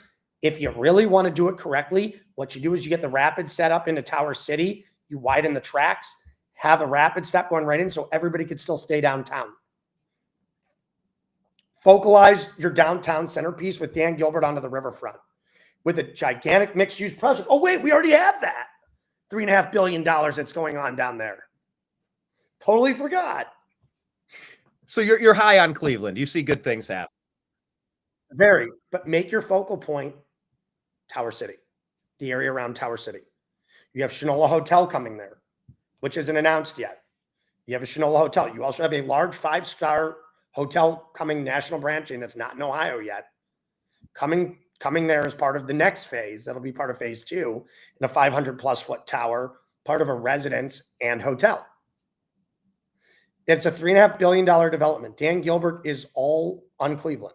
You also have the former Nucleus project. They've partnered with the current owner of a major league baseball franchise that is a multi-billionaire. But you getting back to what you said about Miami, Cleveland has to ditch their leadership that allows all the homeless, all of the crime, all of the grime. Cleveland is a captured city. What I was saying about when we were talking about Canada, going, we don't want them voting. My thing was, if you pass the SAVE Act and you can get some actual voting, I don't think many cities do vote for Democrats. I think they're captured. I think they gather as many ballots as they can. In a place like Cleveland, they've been, 80, 90 years, nothing but Democrat. And it's kind of like, it's. No, since George Voinovich. Voinovich was the last Republican mayor. Okay, all right. Voinovich. Well, not just the mayor. There's also like the entirety of the city. You might get a blip or two. California will. Actually, California is different. We used to have Reagan and then Schwarzenegger. All right. There were multiple Republicans in California up until the last 15 years. Okay. All right. So you're high on Cleveland. Feeling good about that. As good as everybody else is feeling about the new administration. Everybody in the comments, thanks for jumping in and joining, calling it Cleveland. Brian, I got to jump off. I'm still recovering from this norovirus, and I just need to take a nap. This was awesome, though. Like to be continued. There'll be more activity with the, with the NBA trade deadline, of course. If there's any major trades, I'm more than happy to jump on this week. I do not have a crazy week. I've been working on some projects here, so it's been a little nuts. I had some travel last month and a half. I think you've seen probably from my Instagram, I've been traveling. Yeah, but that's like you. You usually travel. You got to do it. Yeah. I'm in Florida part of the month. Always in the wintertime. I do not like the cold. Yeah, who does? Yeah, Kenneth here talking. And again, I was supposed to go to Super Bowl this coming weekend, and this is the first, like I said, this is the first time in 5 years. No desire to go whatsoever. Do not care. Couldn't. I don't even know if I'd go for free. I was hoping for Buffalo Bills, Detroit Lions. Kenneth here says he'd like to see stadiums with Democrats versus live Lions, like the Gladiator days. Nicely played, Kenneth. But all right, buddy, get healthy. Good seeing you again. We got to get back to some of these regular chats. It's always good to talk sports and your conversations over the years. I mean, shit, just look at our backlog of 1,700 videos. You're in quite a few of them, and we archived those eras of Cleveland basketball, baseball, the Brown. Brian, again, our first talk we ever had, really, I think, was the Kyrie Irving. Oh, that was our first. It wasn't actually Kyrie Irving. It was the Baron Davis trade. And I said, that's an unprotected pick that could wind up being the first pick in the draft. Baron Davis was the domino that clicked off the Cavs. Remember when I said that? When I said that could be the first overall pick in the draft? What in the hell are the LA Clippers? I was sitting at a bar in Culver City, and it was when that pick popped at number 1. I remember shocking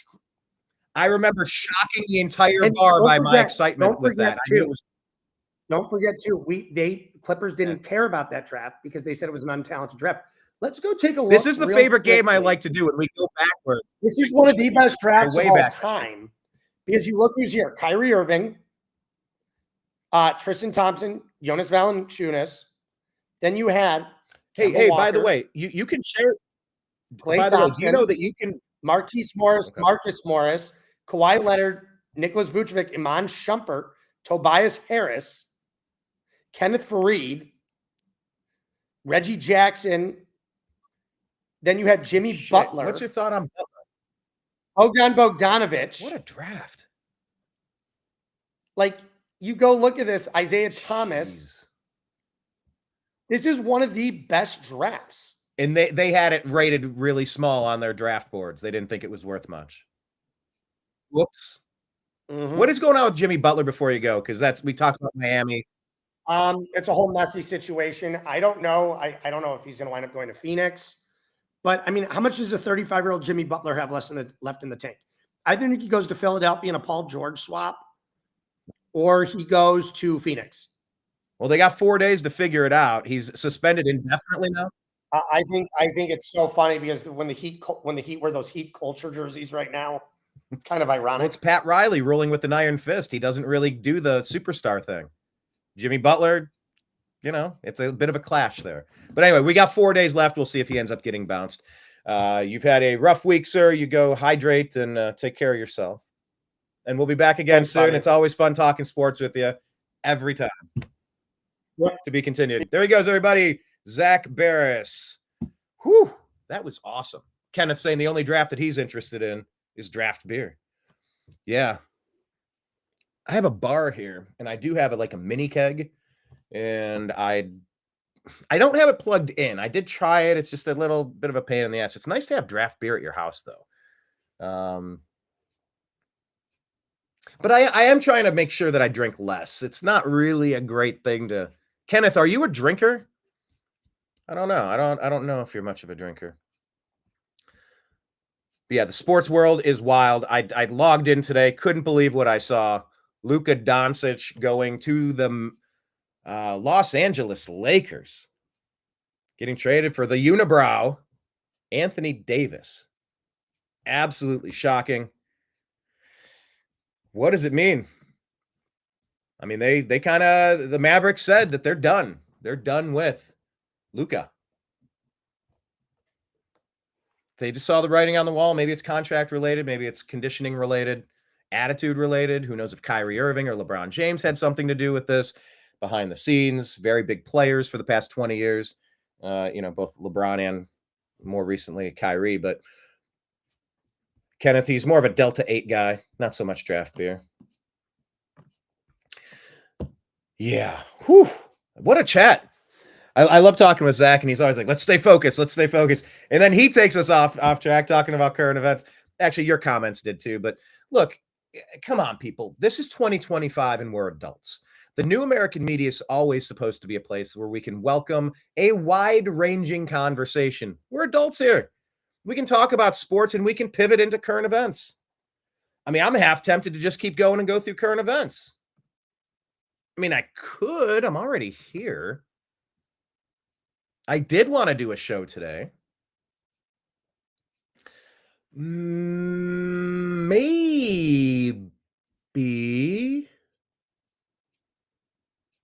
No, I don't think so. I think I need to pause. I'm thinking in real time because there's a lot of stories to get to, but I don't know if this sports show should be the place to do it. But I do have the live stream. We're already up and moving. Do I want to continue the feed or not? What do you guys think? Should we unpack the news or should we jump on later? Today's what? Sunday, 11:34. I'm trying to talk myself into this. But I think I'm going to pause. I think I need to pause. I'll come back later for a show. Is that my final answer? That's my final answer. I will keep this kind of keyed up as a sports show, and we'll kind of keep it in the year 2000. In the year 2000. Question of the day. What's that from? Oh, Kenneth wants to continue. I am already here. I am already here. All right. You know what? I'm changing my mind. Fuck it. Let's do it live. I'm going to do it. Here, let me I'll tell you what. Let me do this. I'm going to play you an interview that I just put together. Here, let me grab this grab it from where did that screen pop up? I have so many windows open. Share this tab instead. Check this out. This is an interview I did with Stuart Rhodes outside of the J6 Gulag.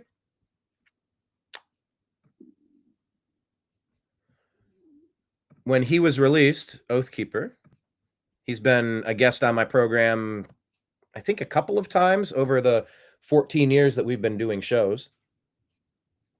Yeah, why not? Let's do this. Give me no, not Saturday Night Live.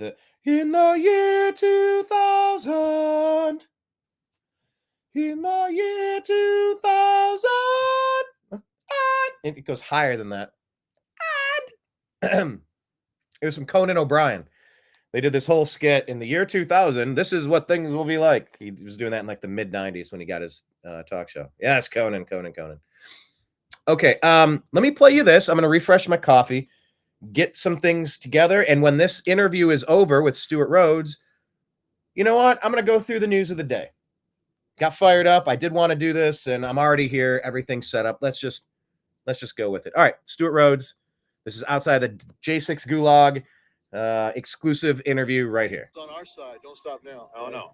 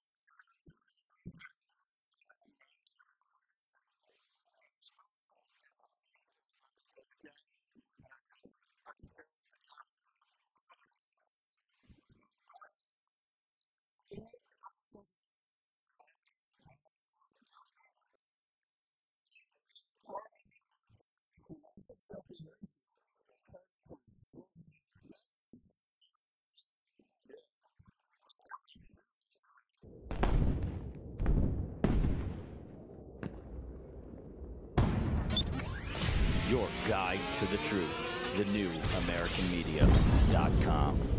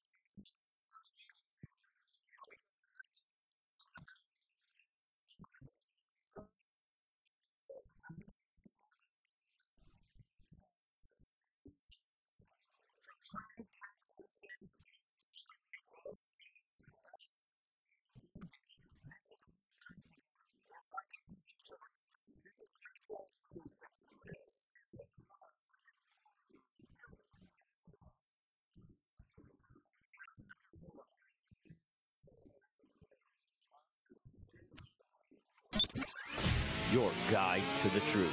The new AmericanMedia.com. We'll use as the transition. Let me make sure the video is paused. There we go. Woo! Kenneth, he too is fighting the battle of his bulge. Aren't we all?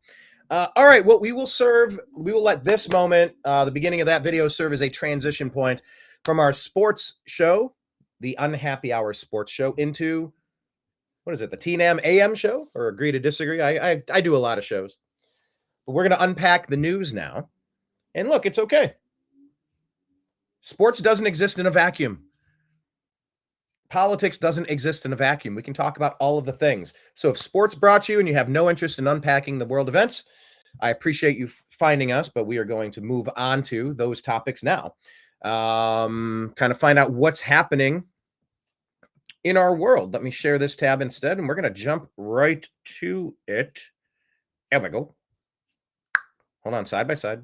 There we are. Nice. Yeah, I just love Instagram, like how it meshes perfect when I do this screen. I can keep comments on that side. I can do news on that side, and me right here with lots of sound effects. All right, let's jump into this. Oh, this insufferable lady. Here you go, Margaret. No Margaret. No Margaret's turned into a meme. I love it.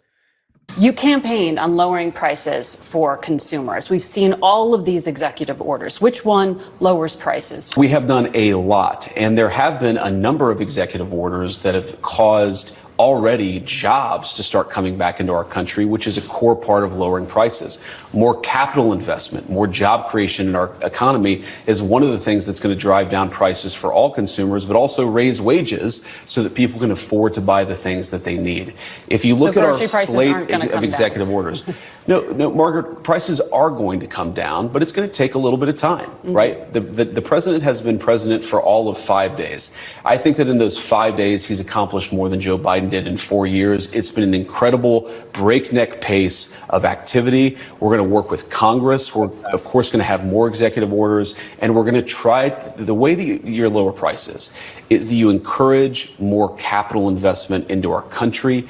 And yes, and the second part there that they didn't get to is that you're lowering energy costs. You have to create more energy so that you can lower the cost, which lowers the price it takes for goods to get to the supermarket shelves. Drill, baby, drill. More energy, lower costs. That was the second part of that. All right, we're on to Cash Patel here from Tucker Carlson Network. Cash Patel. This is something that Stuart Rhodes was talking about. Cash coming in. Cash money, baby. There's a new sheriff in town. Let's remember just how treasonous the Obama administration was with Clinton, with Biden. They're all on the same team, the Democrat team. Just think of the treason committed by the Democrat Party. Let's rewind it for you. Imagine, if you will. Imagine in 2016 in the United States of America, a political party would go overseas and hire a former foreign intelligence asset and pay them illegally through campaign-funded finance dollars to come up with a hit job in the media about their political opponent. Take it one step further. What if that same party, after paying for it, went to the FBI, had the FBI lie to a federal court just to illegally surveil their political opponent for the presidency of the United States? And then after he was elected anyway, they continued the unlawful surveillance warrants with the funding from the Hillary and DNC campaign. I mean, that is like it's not even fiction. It doesn't exist in any sci-fi writer's mind that you can have that reality occur in the United States of America. But that was Russiagate. And the reason it was Russia is because they went specifically to Steele and said, we know you're a Russian expert, whatever that means, and we know you can get us intel and tie it to Donald Trump. So it was an easy sell for them. Yeah. Oh, this next phase is about to be glorious. You know, something I almost brought up with Zach. It's hard to think all the points that we're making in real time. And it's like, usually I don't do it for this show very often, but I used to have a roadmap for every show, and I would sketch it as I'd get comments, ideas and questions. I would write them on the side, and I'd try to remember to get back to everything, and I'd cross them off the list. I do have stacks of all my old shows. That'd be a fun thing to like raffle off or something, like maybe gifts for subscribers or something. I don't know. Yeah, like the original show notes for all my interviews and for all my shows. But what I was going to tell Zach earlier, and it fits in relation to that Cash Patel post, is that, you know, for 12 of the last 16 years, Democrats have been using lawfare to try to impact the justice system, to try to declare that their lawfare was justice. And it's all been lies. Now you're going to have a justice system going after the lies of the lawfare system that have been used to commit civil rights violations and treason against their political opponents. It's not going to be difficult to prove this. It's already proven. We just need the court cases to run its course. And I'm looking forward to it more than almost anybody else. Yeah, lower the price, lower the fuel prices first, indeed. And I think that is on its way as well. All right, yeah. Chad Prather, I don't know how to pronounce that. He's putting it out here saying that Timu Obama needs to apologize. Wow, Timu Obama. I called Canada Timu Canada. I'm sorry, Timu America. Instead of Team America World Police, Timu America, our 51st state.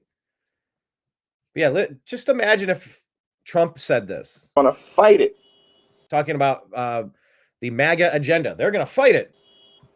Legislatively, we're going to fight it in the courts, and we're going to fight it in the streets. You're going to fight it in the streets, are you?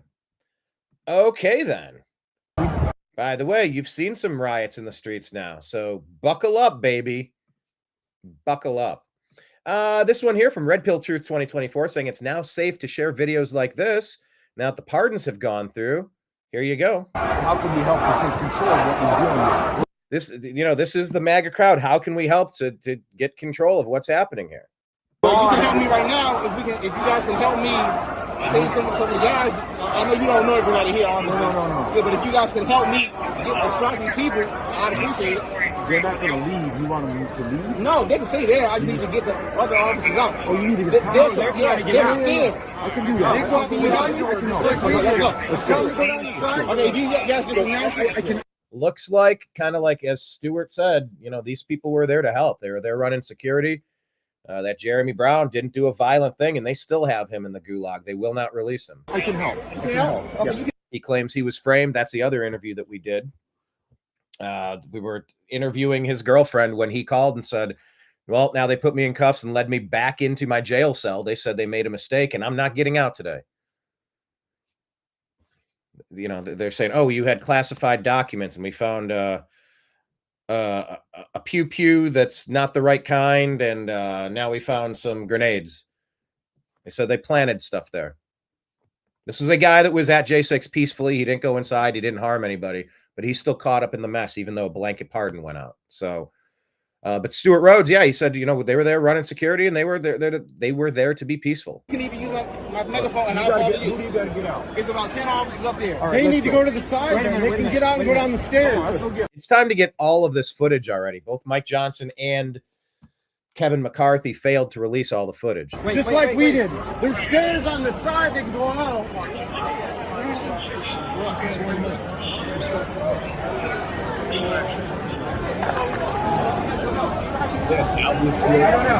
I'm with you here. Patriot! Let me get your attention.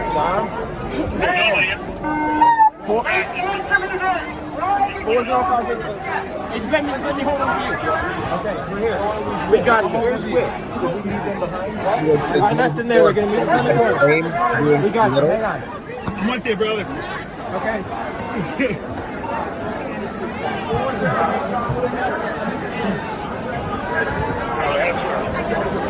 I have one demonstrator that says, more than you can do with the crowd. This is out. Thank you, sir.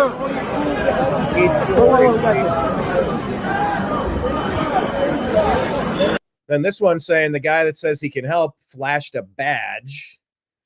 Talk about entrapment. There's a lot of thoughts on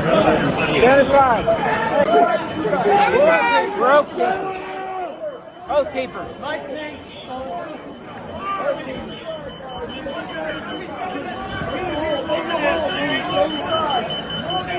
Get aside, make a hole. How is it set up? Everyone knew it.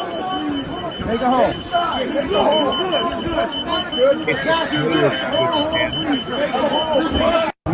How can we help?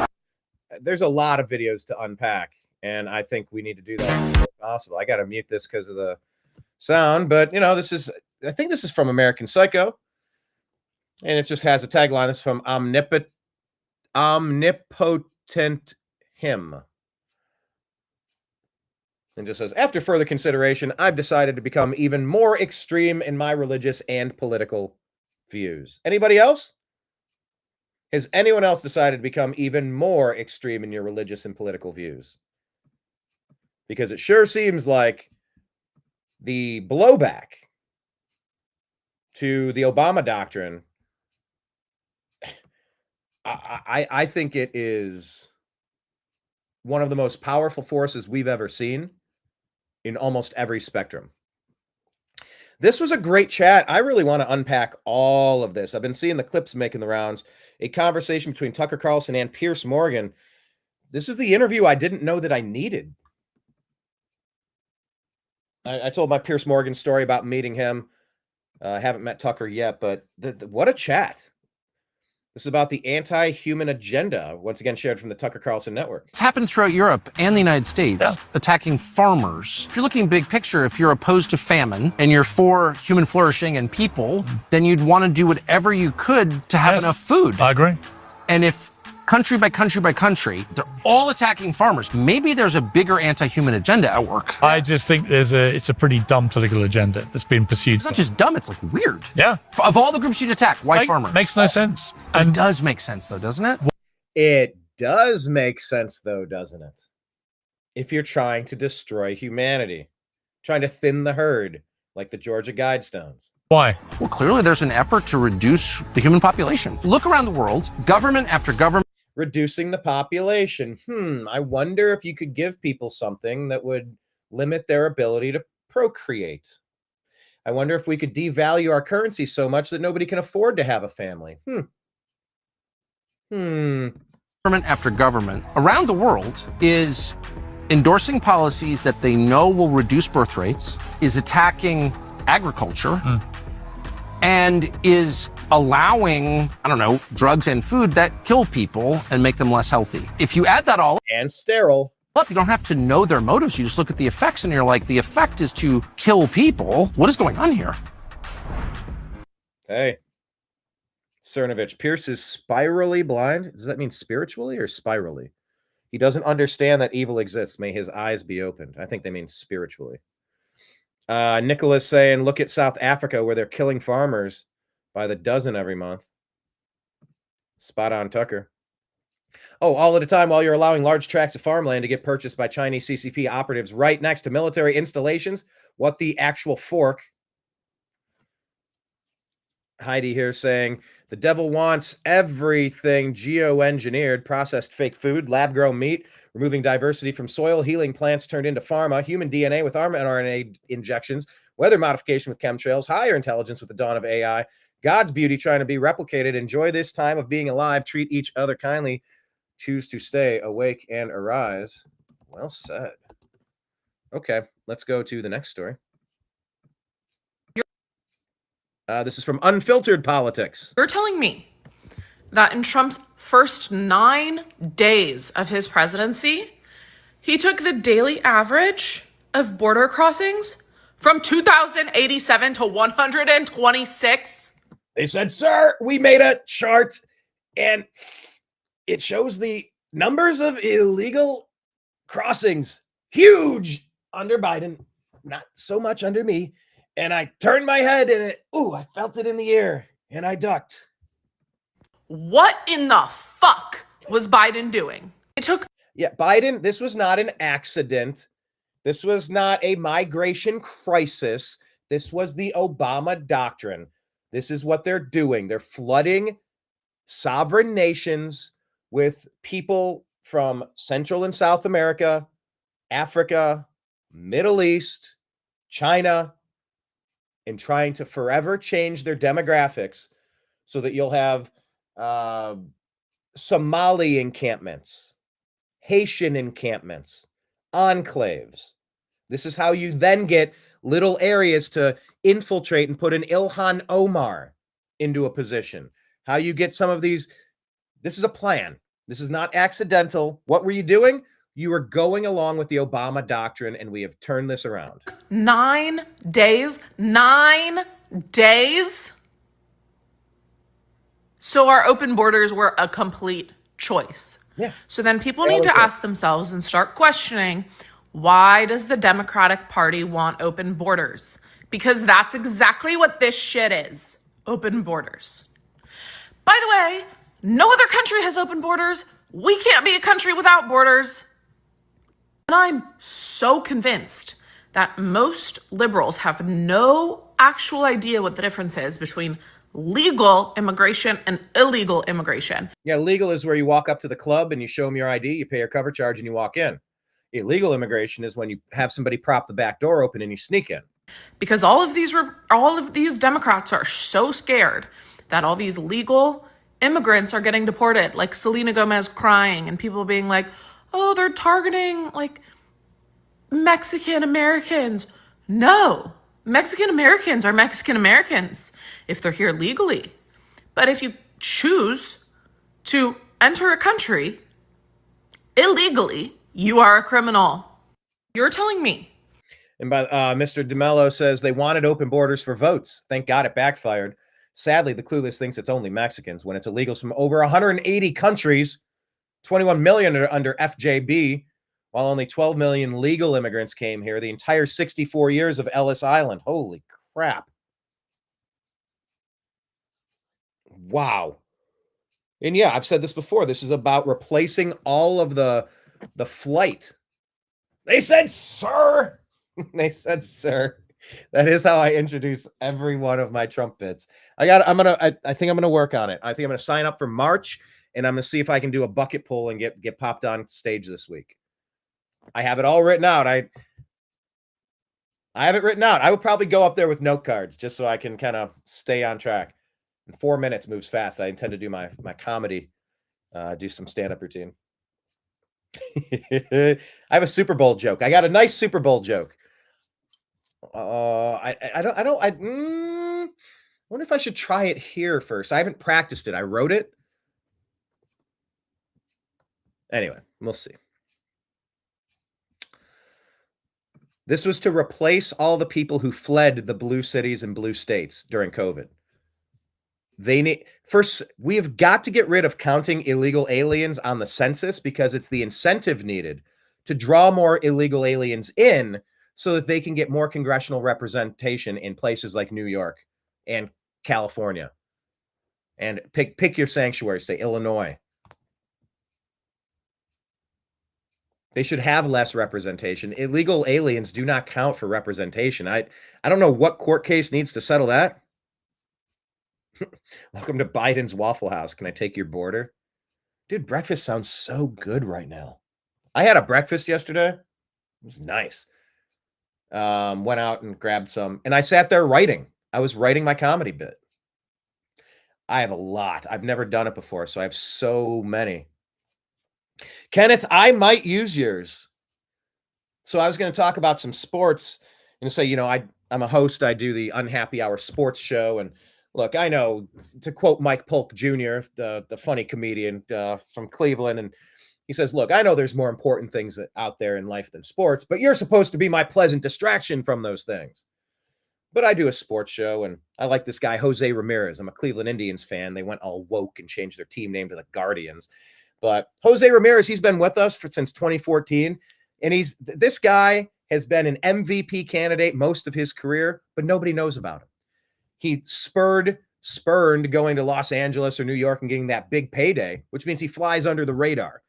People don't really know about his efforts, but he's in the top 5 vote getters for MVP every year. So I like to invest in players like that. I got a Jose Ramirez autographed PSA graded 10 perfect card as an investment because I believe in players like that, even if they're not super popular. This guy flies so far under the radar, you'd think he's a Black Hawk helicopter pilot over there in the Potomac. Oh, I'm sorry. Too soon? No, I know. It is a rough situation out there in the Potomac. It's been dicey as well. A lot of change going on in the past couple of weeks. You got the Republicans and the Democrats. And it is kind of odd that the only thing that seems to be able to bring the right wing and the left wing together is a mangled crash that sends them to the bottom of the Potomac. The right wing and the left wing together. I'm trying to figure out exactly how to drop that, and I think I stumbled over that a couple times. But yeah, if I can tie sports too soon, is that too soon, Kenneth? Everybody tells me it's too soon, but I'm not being mean about them. I'm referencing the thing. Fine, he doesn't want me doing the. I kind of feel like I have to do it. I kind of feel like I have to drop that joke because it's not going to be relevant again. I might make the joke once and move on. I might not tell the joke again. Although, we're still waiting to see who. Hey, you're the one that made the joke. If I do this joke and it bombs, that's because of you, good sir. I will take that joke. You can be my joke writer. I will grab that one. In fact, my other joke is going to be here. Let me read it because I haven't performed it yet, but I'll give you a preview. And this isn't. This was all just kind of stream of consciousness, so I didn't really edit. So yeah, I'd introduce myself. I do that sports show, of course, and I absolutely do waste too much of my time on sports. It is bread and circus, playing the fiddle while Rome burns, and there are important things going on. I got to scroll down here. I do get fired up, and we can agree to disagree about things without becoming disagreeable. We need more good conversations in the world. So where did it go? It's not here. Hold on. But look, I do kind of try to stay out of these debates. I especially on social media, I try to stay out of some of these debates, like Facebook, Instagram, whatever, because some people just inevitably end up getting triggered. There's just something about this guy, visually, audibly, just generally that equates to fingernails scratching down a dusty chalkboard. Guy's super irritating, unless you're someone who considers yourself to be a big fan of him. I don't know. People just get emotional about the guy, and there's a lot of hate being spewed online about him. But hey, love him or hate him, he is a constant winner and an overachiever. But that trait's kind of quite literally what his supporters love most about him, and it's kind of what his haters hate about him the most. Regardless, he's out there proving his haters wrong time and time again. And I guess a lot of people are probably just jealous of someone who's wildly successful and super rich, who likes to surround himself with attractive women and always irritates his haters too. You know, people kind of look at that and they just start to feel inadequate, like they'll never be able to achieve that kind of level of success. Maybe it pisses some people off on like an ingrained, internalized level. They hate him even more, but it's like you just log in and you tap or you scroll, you're flipping through the TV. You're not even trying to see him and he's there. You don't want to find him and there he is talking again. It's like, oh, this dude. It's like you can't even turn on the TV without seeing him. And that does get annoying. I do understand that. People are getting sick of hearing this guy's weird voice or looking at his stupid face. Either way, he's back again. You know, if you haven't paid attention to the news, he's back. He's back again. For a while, it looked like he wasn't going to make it. Wasn't going to last past the finish line, but he's here now, proving his haters wrong, and he's winning. Some say he's winning so much, people just get so sick of winning. Remember that? They're going to win so much. Get so sick of winning. You may not have wanted him in this role, but he's out there now. And to everyone out there who's just constantly annoyed by this guy, look, it might legitimately help your mental health if you just take a deep breath and realize that there's nothing you can do about it. And I know it's going to get worse in the next couple of days, but like it or not, Patrick Mahomes is in the Super Bowl again. I think if I tell it, I can't do the Trump voice because that's a little too misdirecting. But if I start off at the beginning talking about sports and politics and I just start talking about the guy and you don't even want to talk about him, you don't even want to say his name, can't stand looking at him, listening to him, he's on the TV even when you can't find him.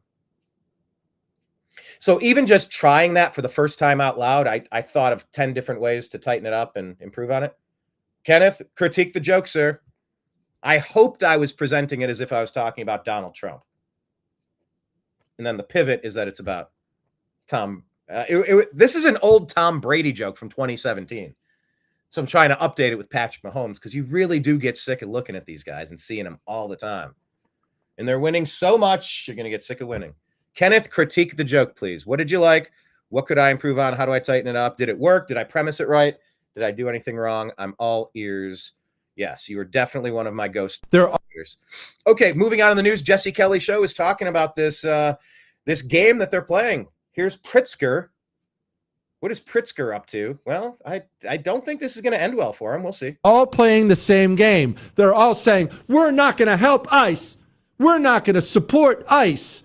But they can't actually oppose ICE, you see. You can talk, but they're going to stand to the side while ICE goes in there and grabs a bunch of rapists and murderers. That's good. They'll give them a disapproving look on the way by, but they're not actually going to stand in their way, because then you go from being an up-and-coming Democrat who's out there fighting for the foreign barbarians. You go from that into being the Democrat who got arrested on camera, the Democrat facing felony federal charges for illegal immigration, and that is where you don't want to be. You're seeing and will continue to see a fake resistance put up by a bunch of ladder-climbing Democrat losers. Yeah, ladder-climbing Democrat losers. Who are only interested in earning their next position. They're not interested in protecting their city or their state. They don't even actually care about any of this stuff. They understand the rabid animals who make up the Democrat Party base. They want foreigners here by the million, and they'll try to get promoted in their own party by acting like they oppose it, but none of them will actually oppose it. That's the game being played right now. They're all... So... It's all happened. Okay, good. It did sound like a Trump story. See, I thought I screwed it up because I thought I told you that I had a Super Bowl story. But yeah, I kind of talked about Jose Ramirez and, you know, he's under the radar, but see, because that story gets me from sports to politics. And then I'm in the politics of making jokes that are too soon. But then I kind of get back to, look, it's a tumultuous time right now in DC. Or no, maybe it's a tumultuous time right now. Because then I take it from right wing, left wing. I say Democrat, Republican, that gets me to right wing, left wing. Then from there, I could take it and just kind of look, it's a divisive time right now. There's a lot of people, they can't turn on the TV without seeing this guy. Like, it irritates immensely. I've almost never seen people get irritated as much as I do when they see this dude on TV. I get it. So I feel like if I could 1 domino, 2 domino, 3 domino, 4 domino, I'm trying to find the segues to guide the listener on a tour where I can misdirect them. There's a lot that goes into this. I've overthought comedy. I like cracking jokes in the moment. I don't have a lot of experience writing jokes down and then performing them, but I'm learning and I'm listening to people explain how to do this and getting an idea for it. So I'm excited. I am excited. So I guess I'll get on a bucket pool. I'll sign up to do it in March. Yeah, Democrat crash. DEI crash. I guess I'll sign up for March, but then I could get on the bucket pool, and Corey said he could get me on stage. So I hope so, because I would like to perform this Super Bowl joke. I think it's a good one. It would just be a nice way to kind of get things started. Now, wait a second. Now Instagram messed up. Hold on. Let me go back. I guess maybe I need to keep it on this screen. Okay. Anyway, Charlie Kirk here, making a point. This is kind of something I said earlier today. Trump is moving so fast that Democrats can't even remember all the things that they're supposed to be angry about. Yeah, that's the truth. This one here, federal employees right now, this is from Overheard on Wall Street. This is how federal employees are acting. I'm really looking forward to sitting down with you. I'm really looking forward to sitting down with you and finding out more about what you do here. Anytime. Yeah. What do you do here? What do you do here? Excuse me. What is wrong with this woman? This really is like Office Space. What is it is that you would say that you do here? I'm a people person, damn it. He's asking about stuff that's nobody's business. What do I do? This is what Elon's doing with Doge. The stories are that he's locking himself in his office and sleeping on the floor. He's just dedicating days and days of it to sift through this stuff and cut. This stuff has gotten so bloated, so ridiculous, so money laundering-y, so grifty. Really, what do I do here? I should have written it down. I should have written it down. Qua something. Yes.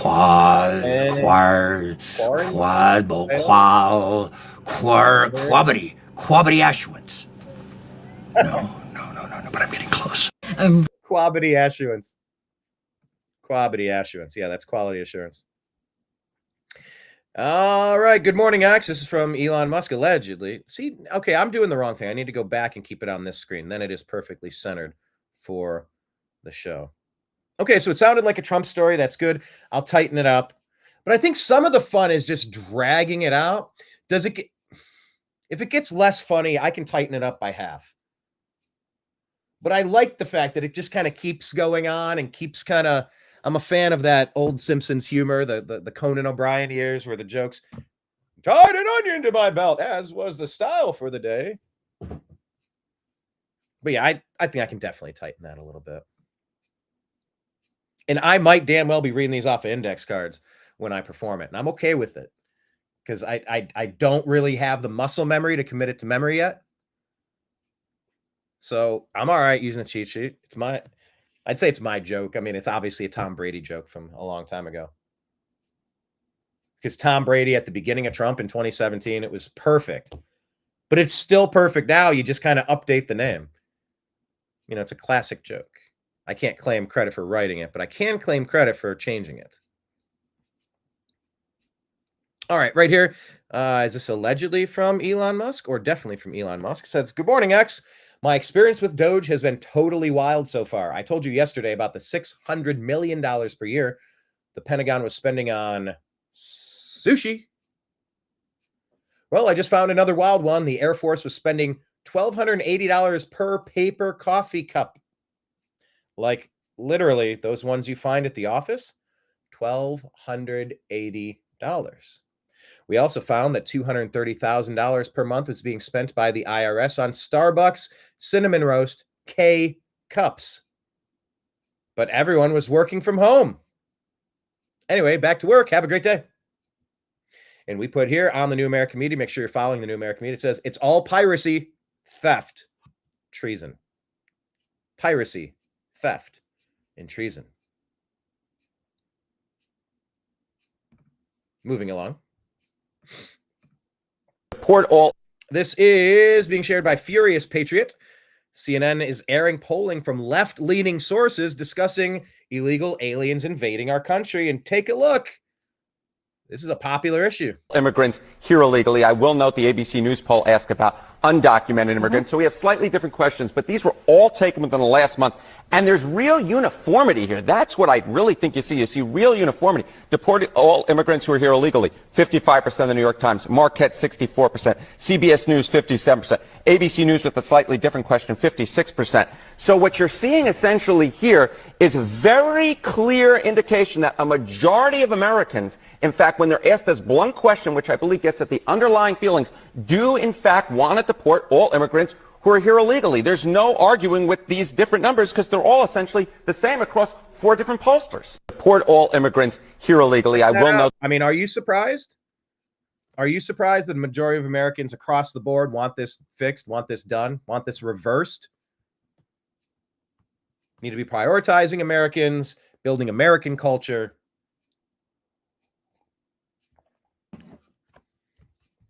People have spoken. It's overwhelming. It's obvious. Like I said, this is the interview I didn't know that I needed. Tucker Carlson talking with Piers Morgan again. What a great point he makes. This is shared from the Ultra Garbaggio account. I've seen a lot of great stuff from the Ultra Garbaggio account, by the way. So I'd recommend you check it out. You're avoiding asking, meaning brilliant. You're avoiding answering my question, which is why do we have so many guns? No, we're free. No, didn't ask. We're free because no one can tell us we can't defend ourselves. We all used to have guns too.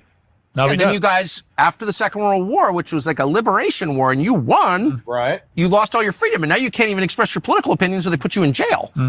So, like, how did you win? How did you win?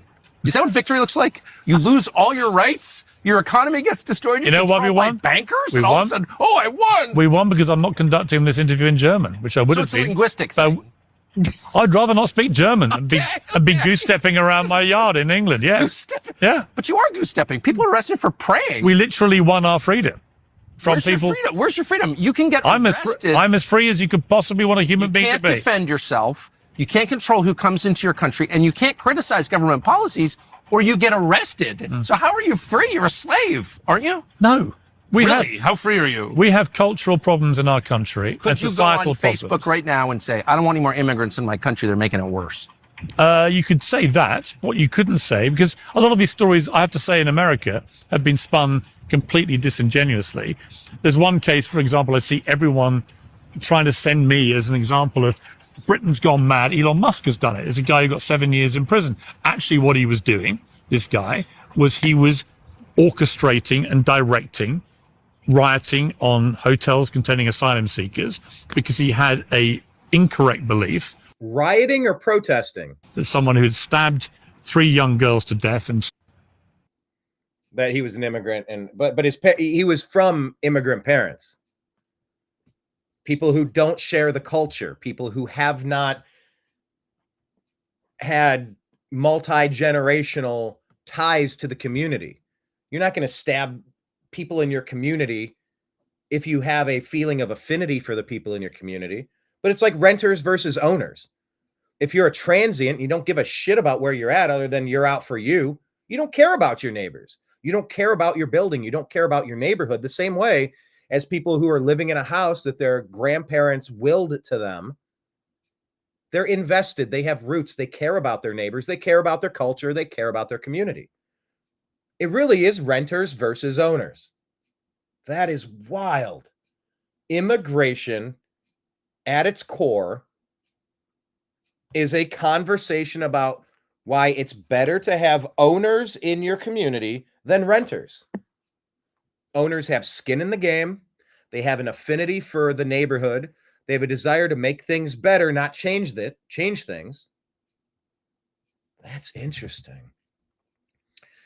Sir Peril says, because we're not speaking German? Yeah, but we'll soon be speaking Hindu or Arabic instead. Dr. Grand saying, pretty out of touch, Pierce. Yeah, thank God we're not all speaking German. Textbook definition of the European mind cannot comprehend. We won the right to become minorities in our own homeland.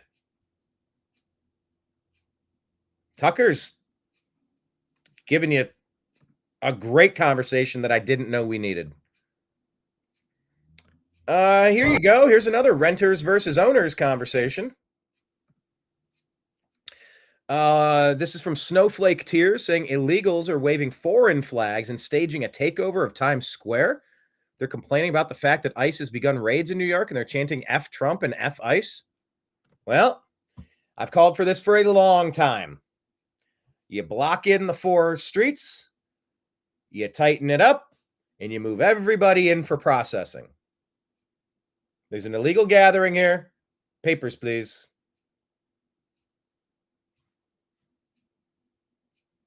I mean, this is a riot in favor of unlawful acts, draping yourself in the regalia of other countries, signifying that you yourself do not identify. Your self-identity is not that of an American. So therefore, we're going to ask you, let's see your citizenship papers, please. Can I see your driver's license? Are you a resident? Are you here legally? Or are you an invader? You may go now. And every citizen that's participating, maybe you just document that they were there, give them a warning, misdemeanor at best. It kind of depends how crazy the situation gets. You can protest in a park. Who cares? You can't block traffic. So let's see what these people are up to. Once again, keeping in mind that you are allowed to protest. You are not allowed to block traffic. And that if you're there for media purposes, you leave those people alone. All right, here you go. Here's the video from Snowflake Tears. Families together. Fuck ICE. Fuck Trump. If we stand up together as a raza community, we got this. We can do this. Come on, vamos a gritar para que el pueblo unido jamás será vencido. El pueblo unido jamás será vencido. El pueblo unido jamás será vencido. Sí se puede. They're chanting the Obama thing. This is the Obama doctrine, people. Flood sovereign nations with non-residents of that nation to permanently alter their voting demographic. The Obama doctrine. They are literally chanting the Obama si se puede, yes we can. A lot of people, they didn't think that we could radically, fundamentally transform the United States of America. But yes, we can. Sí se puede. Marxism will become dominant. Your culture will be erased as fast as the Washington Redskins or the Cleveland Indians. If it ain't white, it can't exist. That's the motto for the Obama doctrine of illegal alien invasion and sports.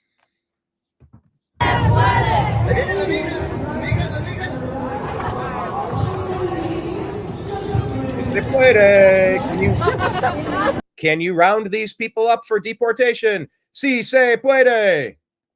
Can you check the immigration status of these people? Si se puede. Can Americans focus on Americans again? Si se puede.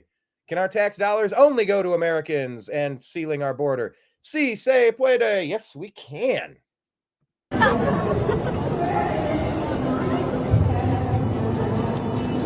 Don't they sell masks around here? I don't know. I mean, at this point, I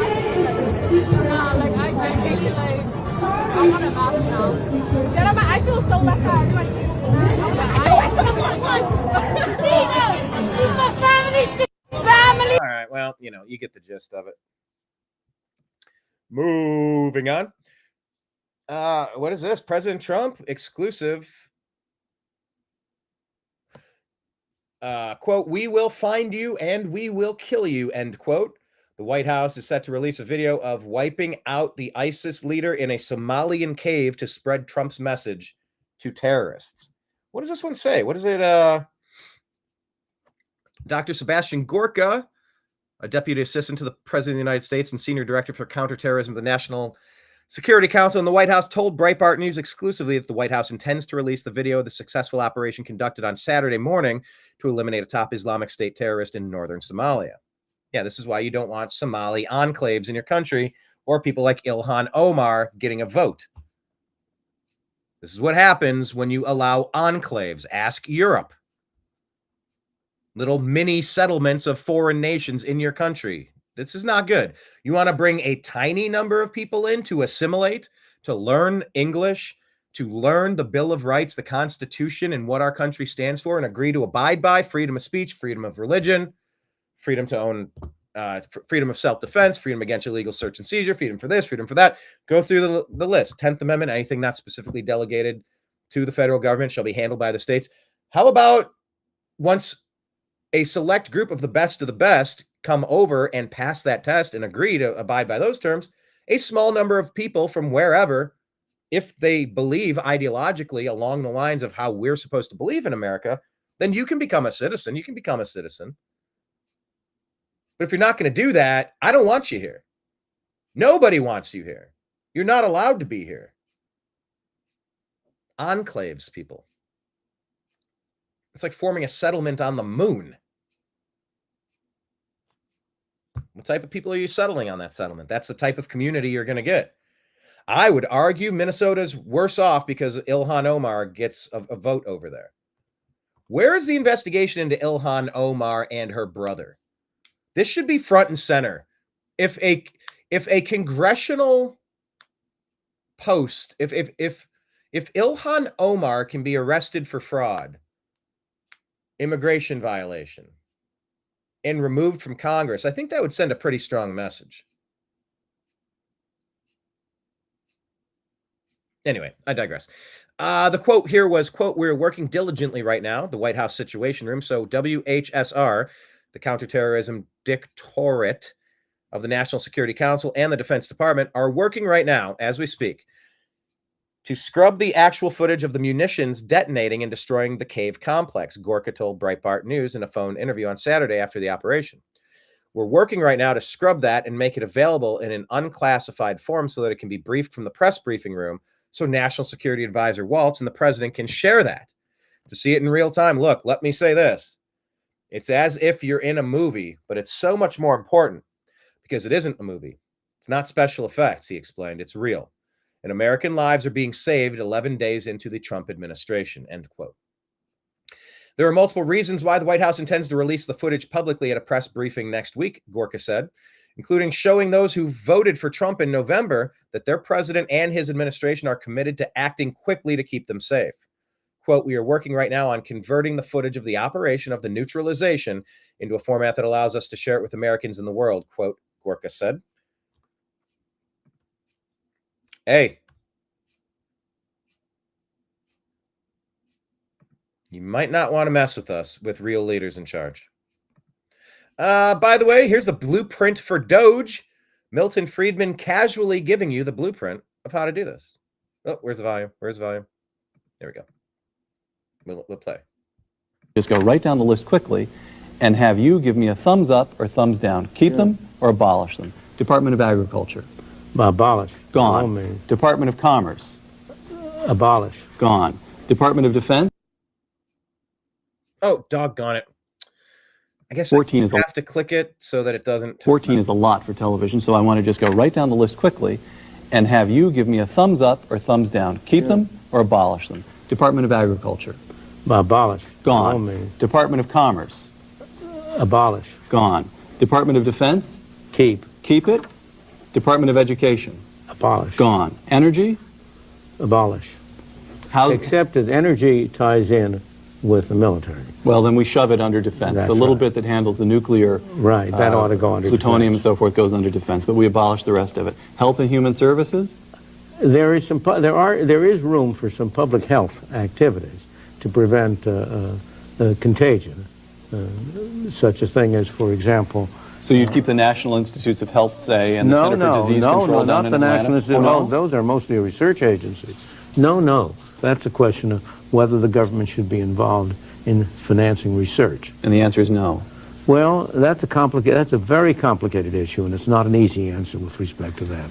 We'll eliminate half of the Department of Health and Human Services? Like okay, one half. There we go. Housing and Urban Development? Out. Oh, didn't even pause over that one. Department of the Interior? Oh, well, but Housing and Urban Development has done an enormous amount of harm. My God. If you think of the way in which they've destroyed parts of cities. By the way, they're not letting California rebuild unless they dump low-income housing into Pacific Palisades. Go figure. Nobody wants to live next to low-income housing. It's NIMBY, not in my backyard. You have renters. You have people on Section 8 housing. You have people that don't have the same ties to the community as people who want to stay there generationally, people that own, people that care. That's not to say anybody that requires low-income housing is a bad person. Do not misconstrue what I'm saying. There are many amazing people, but it brings in a transient community. It brings in baby mama drama. It brings in cousins. It brings in all of the riffraff who also need a place to cop a squat,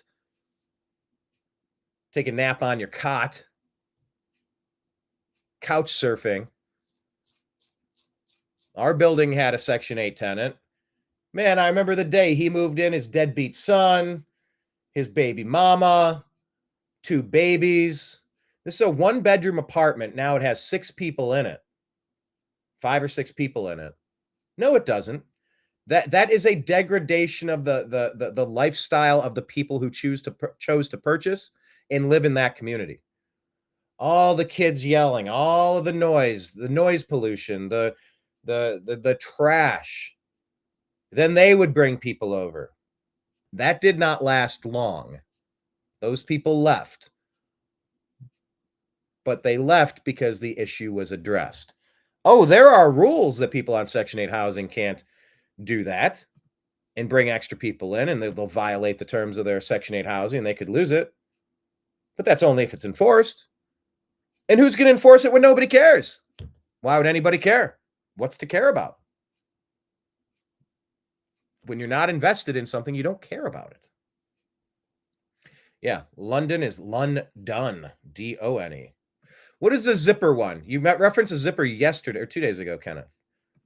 And I was going to go on a run about that, but I did not. Hey, mini homes. Tiny homes. Yeah, I know that is the question. Will Doge eliminate Doge? I think President Trump said that he's going to bring in Mrs. McMahon. What's her first name? Linda McMahon, to be the Department of Education. But her job, if she does it successfully, will put her out of a job because we'll get rid of the Department of Education. So that is interesting. Will you cut yourself? Under the rubric of eliminating slums. Jack Kemp. You remember Martin Anderson. 14 is a lot for television. Anyway, it continues on here, but yeah. 14 is a lot. You want to cut most of everything, and Department of Urban Development or Housing and Urban Development has caused massive damage. All right, what is this one here? Oh, see this isn't. A Midwestern doctor shares this from Anti-State.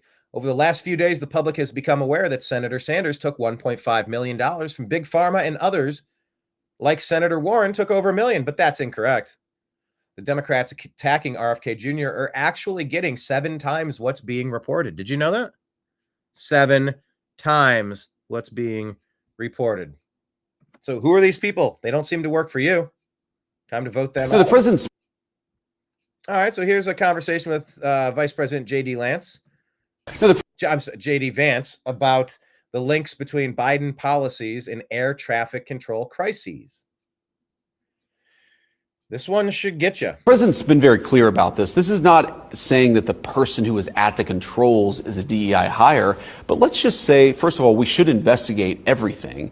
But let's just say the person at the controls didn't have enough staffing around him or her because we were turning people away because of DEI reasons. There is a very direct connection between the policies of the last administration and short-staffed air traffic controllers. That has to stop. And by the way, it's so funny to me, the media has picked up on this, not you, of course, Maria, but others have picked up on this. The president made very clear that he wasn't blaming anybody, but he was being very explicit about the fact that DEI policies have led our air traffic controllers to be short-staffed. That is a scandal. Thankfully, it's a scandal that the president has stopped.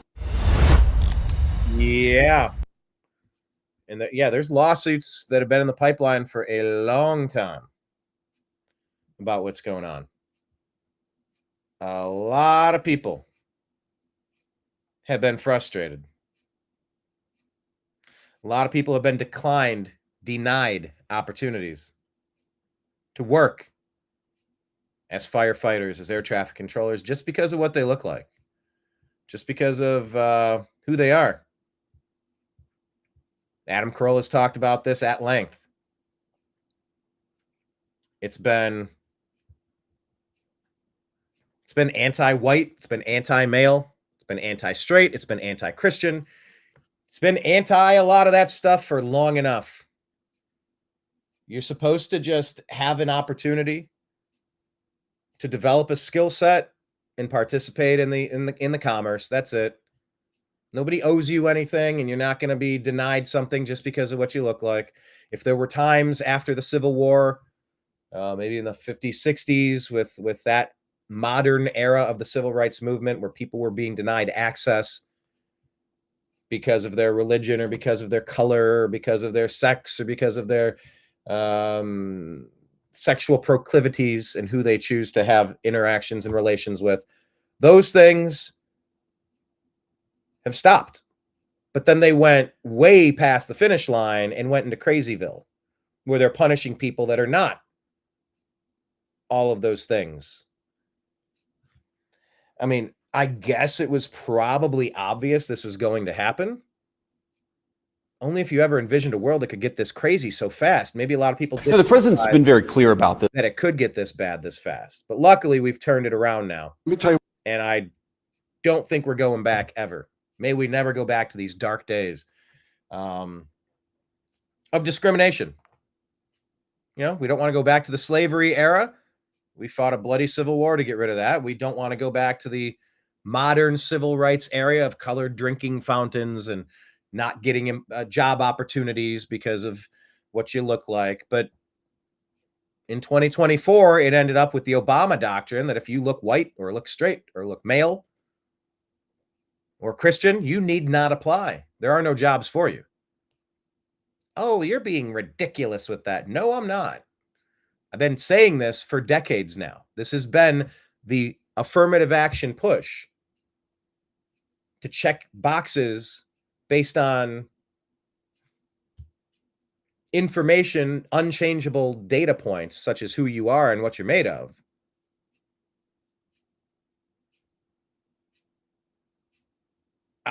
I'm so excited that these dark days are behind us.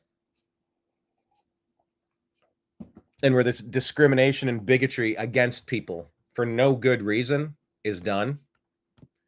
But it's wreaked havoc with the airline pilots, with the firefighters, with everyone everywhere. It's more important to check a box that says, oh, this new person, look, it says they self-identified as a Pacific Islander. You know, in my lifetime, every chance I've been told I need to fill out a document and check that box, I've left it blank. because I knew that I would be discriminated against. Checking that box that says white, it just says, oh, this is an unhireable person. This is somebody that isn't going to boost our DEI metrics. Can't hire this guy. I felt that my entire life. And how could you not? When affirmative action was in play, DEI, whatever you want to call it, you are downgraded and receiving less points for the same exact quality because you can't say, I'm a woman of color, I'm a gay woman of color, I am a non-binary woman of color. Who cares? What matters is, can you do the job? And I'm very excited we're getting past this. Very excited. All right, moving on. This is Tom Homan's point of view, shared from One Nation Forward. Will his perspective here change some people's minds on what's going on with the ICE raids? Why you're angry? Because you or no one else in this room has seen what I've seen in my 34 years. You didn't stand in the back of a tractor trailer shot my 19 dead aliens that suffocated to death because the smuggler didn't care, including a 5-year-old boy. What do you think his last 30 minutes were like? I was there. I seen it, I smelled it, I saw it. I had a 5-year-old boy at the time, and it changed me for the rest of my life. I've seen people who couldn't pay their smuggling fees get stabbed in the face 22 times. 31% of women are being raped crossing this border. Yeah. Children are dying. Cartels are getting rich. Why am I angry? Because you haven't done anything to fix it. Nothing. We've been up here for 2 years trying to close the 3 loopholes that Collins said needs to be closed. And you haven't taken one action. But if there's a policy or initiative that's going to cause an illegal alien to be arrested or be detained or be removed, we're going to have a hearing within days. Within days. But I'm still waiting on a hearing on sanctuary cities because these people's lives have been changed forever. Where's the hearing on sanctuary cities? Where's the hearings? Where's the hearing on the asylum abuse? Where's the hearing on the TVPRA so we treat children from Central America better? That's why I'm angry, sir. I know it's not paying attention, but that's why I'm angry, because you have not seen what I've seen, and it affected me in my life. I spent my career trying to save lives. And when I see what's going on the southern border right now, and you're ignoring it for political reasons, why not have a hearing on that? Why not fix the problem and close the loopholes? Why not do? There's no downside on securing our border. There's no downside on illegal immigration being decreased. There's no downside on less drugs come to this country. Opioids, I see enough opioids kill. Let me tell you why you're angry. I mean, yeah. That got me fired up. That's exactly how I feel. The stuff that's happening to these people, these people are being abused. They're bringing in crime. Is whiteout used on these documents? Yeah. Oh, they used a lot of whiteout in their DEI documents. See, there's a good kernel of a joke there. They use a lot of whiteout when preparing those DEI affirmative action documents. They'd have to go to Costco to buy industrial tubs of whiteout to remove white people from government, to remove white people as voting blocks. Yeah, there's a good kernel of a joke in there. But that Tom Homan thing, that thing, you haven't seen what he's seen. These people are being horrifically abused. And by the way, it's not stabbed 21 times in the face because he couldn't pay the fee. Well, guess what? Now you have an army of people who are beholden to violent cartels. Do this or else. These are blackmailed people. These are at-risk people who now owe you favors. You don't want to owe the mob favors. That's how you get people to do all sorts of really bad stuff. So there's an army of people in this country who owe the cartels, who the United States is about to be at war with. They fired on the United States the other day. Did you catch that story? Trump and Kash Patel, they've talked about it. Like, it's going to be war with the cartels. Maybe to free Arizona and New Mexico from the people that have stolen those states. Katie Hobbs. Katie Hobbs, are you kidding me? Like Carrie Lake didn't win that one. Twice. All right. Anyway, here's Chad Prather. Wait, I did already share this. The anti-ICE protests popping all over the country. Is this the same video? Let me. They're flying the flags of the countries that they don't want to go back to.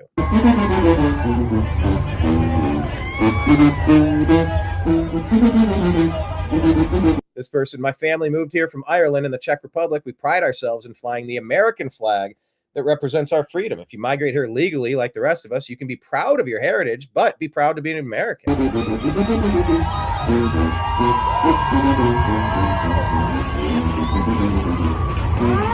Kind of looks like they're blocking the roads. That appears to be an illegal assembly. Block in the 4 roads, corral them in for processing.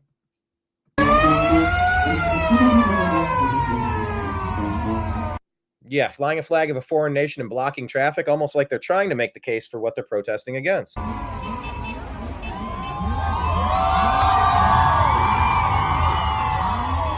Yeah, they will bring in. I promise you, you're going to see exactly what I saw. They're going to start at the end of the street. They're going to corral them together, and they're going to be moved in for processing. And I bet you more than one person is going to resist and fight back, and it's going to get a little ugly for that person.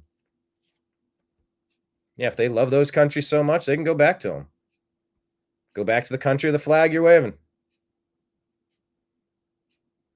Paid for and sponsored by the Democrat Party, George Soros, and viewers like you. Yep, show up at the buses and load them up. Anyway, yeah, protest at the park. You can't block the streets. I've never been a big fan of that. This is what I was telling you here. Elon Musk, this is from Wired magazine. Elon tells friends he's sleeping at the Doge offices in D.C. It's a move straight out of the Twitter and Tesla playbook. Elon is now camping out, reportedly, just steps away from the White House. Representative Tom Tiffany says the Trump administration has now cut off funding to all non-governmental organizations that facilitated illegal immigration. That is so overdue. Over the past few years, Catholic charities, Jewish family services, Lutheran immigration services, and more have participated in the border invasion. This is a big win for U.S. taxpayers. I will say that when I was fostering my neighbor kid, Jewish Family Services jumped in and assisted with, I don't know, what did they come in with? $1,000 or $500, whatever it was, to send this young man to summer camp or to camp for a week. You know, it's an experience you're supposed to get. It's a transformative thing to go away, be on your own for a week and meet new people and have new experiences. So Jewish Family Services was nice to me, but if they're funding NGOs or if they're funding illegal immigration, you can't do that. Here's Tucker continuing this. Like I said, I got to watch this entire interview, but man, the video clips coming out are just epic. Talking about NATO. Tucker with Piers Morgan. We shouldn't have NATO at all. Oh, that's preposterous. What's the point of NATO? To keep peace. Keep the Soviets from invading Western Europe. Oh, well, it's been 35 years since they existed. To keep peace. How's that worked? To keep peace. We now have the bloodiest war in 80 years in the middle of Europe because of NATO. So how's this peacekeeping activity? Or you could argue, as many people do, that actually the reason is because Ukraine wasn't in NATO. Had it been, Putin wouldn't have invaded. Tucker, the British mind cannot comprehend. This is super crazy. This is like an addiction, and I've been through addiction, so I'm not judging at all, but it's like, I feel really shitty. I've got to have a glass of vodka to feel better. Are you mocking my mental health? Yes. But I'm also saying that I've lived this, so I know what it feels like. It's the thing that is killing you. It's truly killing you, whether it's NATO or vodka. You become convinced is saving you. The thing that's killing you, you become convinced. Have NATO. And I had to buy to a friend of mine who drank themselves away because of vodka. So that, I mean, that's legitimate. He's, yeah. Rest in peace to you. All right. Sean McGuire here says DEI kills people. Literally. DEI is structural racism, believing that the ends justify the means. On the other hand, diversity is a natural byproduct of a meritocracy. The key term is that equity in DEI means do anything to ensure equal outcomes. That's not meritocracy. Okay, there we go. I don't say that word very often. That's not meritocratic. It's racist. Agreed. What is this about? It's just a Canadian school has canceled an event with an ISIS survivor, Nadia Murad, because her harrowing description of torture and rape would be offensive to Muslims and foster Islamophobia. This is a callback to a story from November 2021. An ISIS survivor had their event canceled because her harrowing description of torture and rape would be offensive to Muslims. Does this Canadian school, are they saying that, is this Canadian school saying that raping and torturing people is what Muslims do? Is this Canadian school asking the question or saying definitively that torture and rape is Islamic? And that having an event that describes her harrowing, painful, traumatic experience of torture and rape would foster Islamophobia? Is this Canadian school saying this is what Islam provides your countries? What an odd thing to say. Let me play a little bit of this here. Oh, where's the volume? There we go. Colin Rugg saying over 24 Chinese illegal immigrants have been busted in an alleged smuggling operation in Coral Gables, Florida. 2 vans were transporting 26 alleged Chinese illegals, and they were intercepted by Florida police this week. According to Colin Rugg, the development comes as the Florida legislature has passed an immigration bill called the Trump Act, and at the direction of Florida Speaker Daniel Perez. The act stands for trafficking and reforming unlawful migration policy and increases penalties and crimes committed by illegals.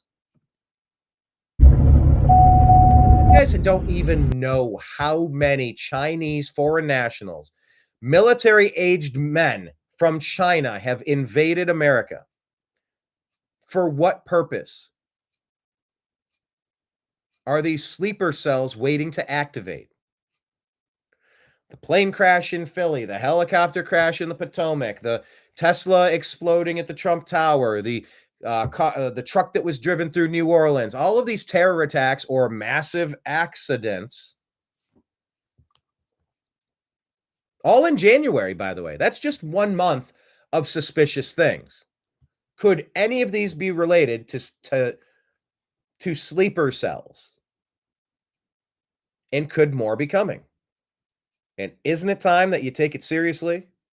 The concept of cleaning America out from people that do not deserve to be here because they did not walk through the front door showing identification and therefore must be considered dangerous, potentially dangerous.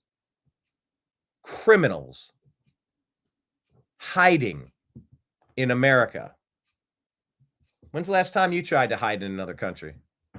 And what was your purpose? Think about it. Can you imagine? I did play this earlier, so I won't play it a second time, but man, it's such a good statement.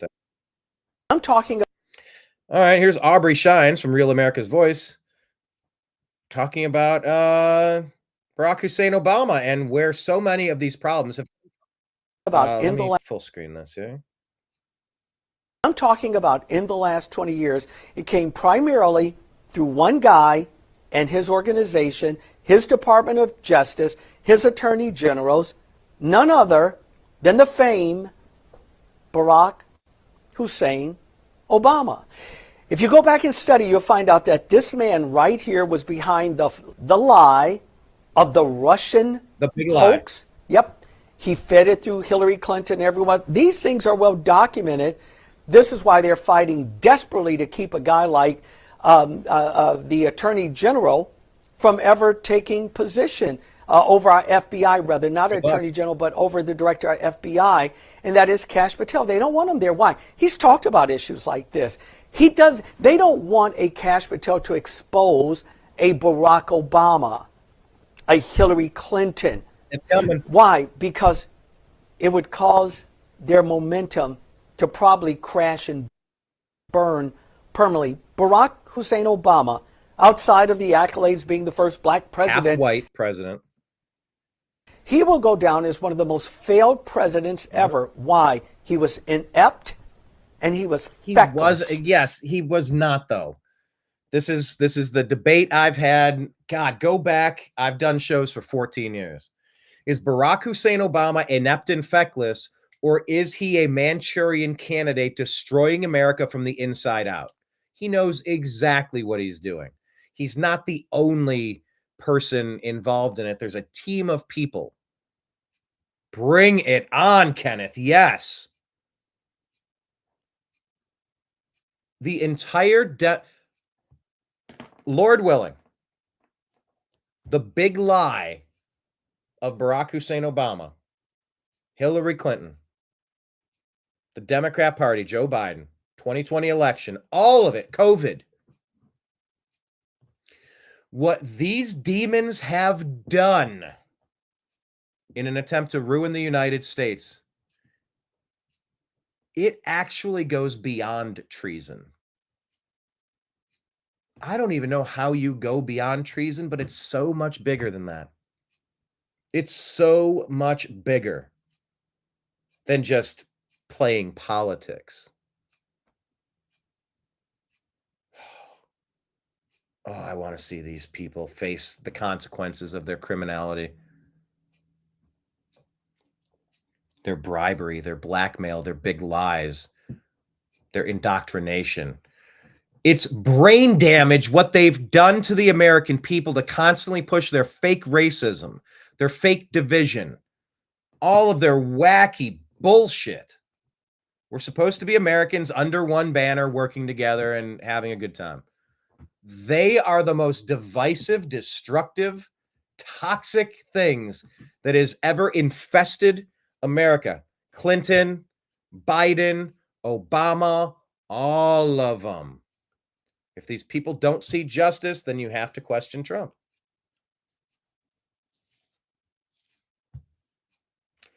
Yeah, I agree, Kenneth. Look at the anger in the pictures of both Melania and Trump, President Trump. Like those official pictures where they're kind of giving it to you. I think a storm is coming. I think justice is coming. They raided his house and sniffed around his wife's underwear drawer. They tried to throw him in jail so they could Epstein him. They tried to shoot him on the golf course and shoot him in Butler, Pennsylvania. Oh, yeah. Oh, yeah. They used lawfare and failed because justice prevailed. And now justice is going to be used to unravel and prove all of the lawfare, criminality, and treason from this dirty Democrat Party. He's not feckless. He's been super successful in fucking this country up. All the Democrats, their goal has been to fuck up the United States of America. And they push some things that sound nice. Well, hey, we should all get along. Yeah, right. Oh, America has had, there's a dark history of some racist stuff and some bad stuff in the past. Yeah, we should be better than that. But they took that knowing what they could exploit, and they poisoned you with it.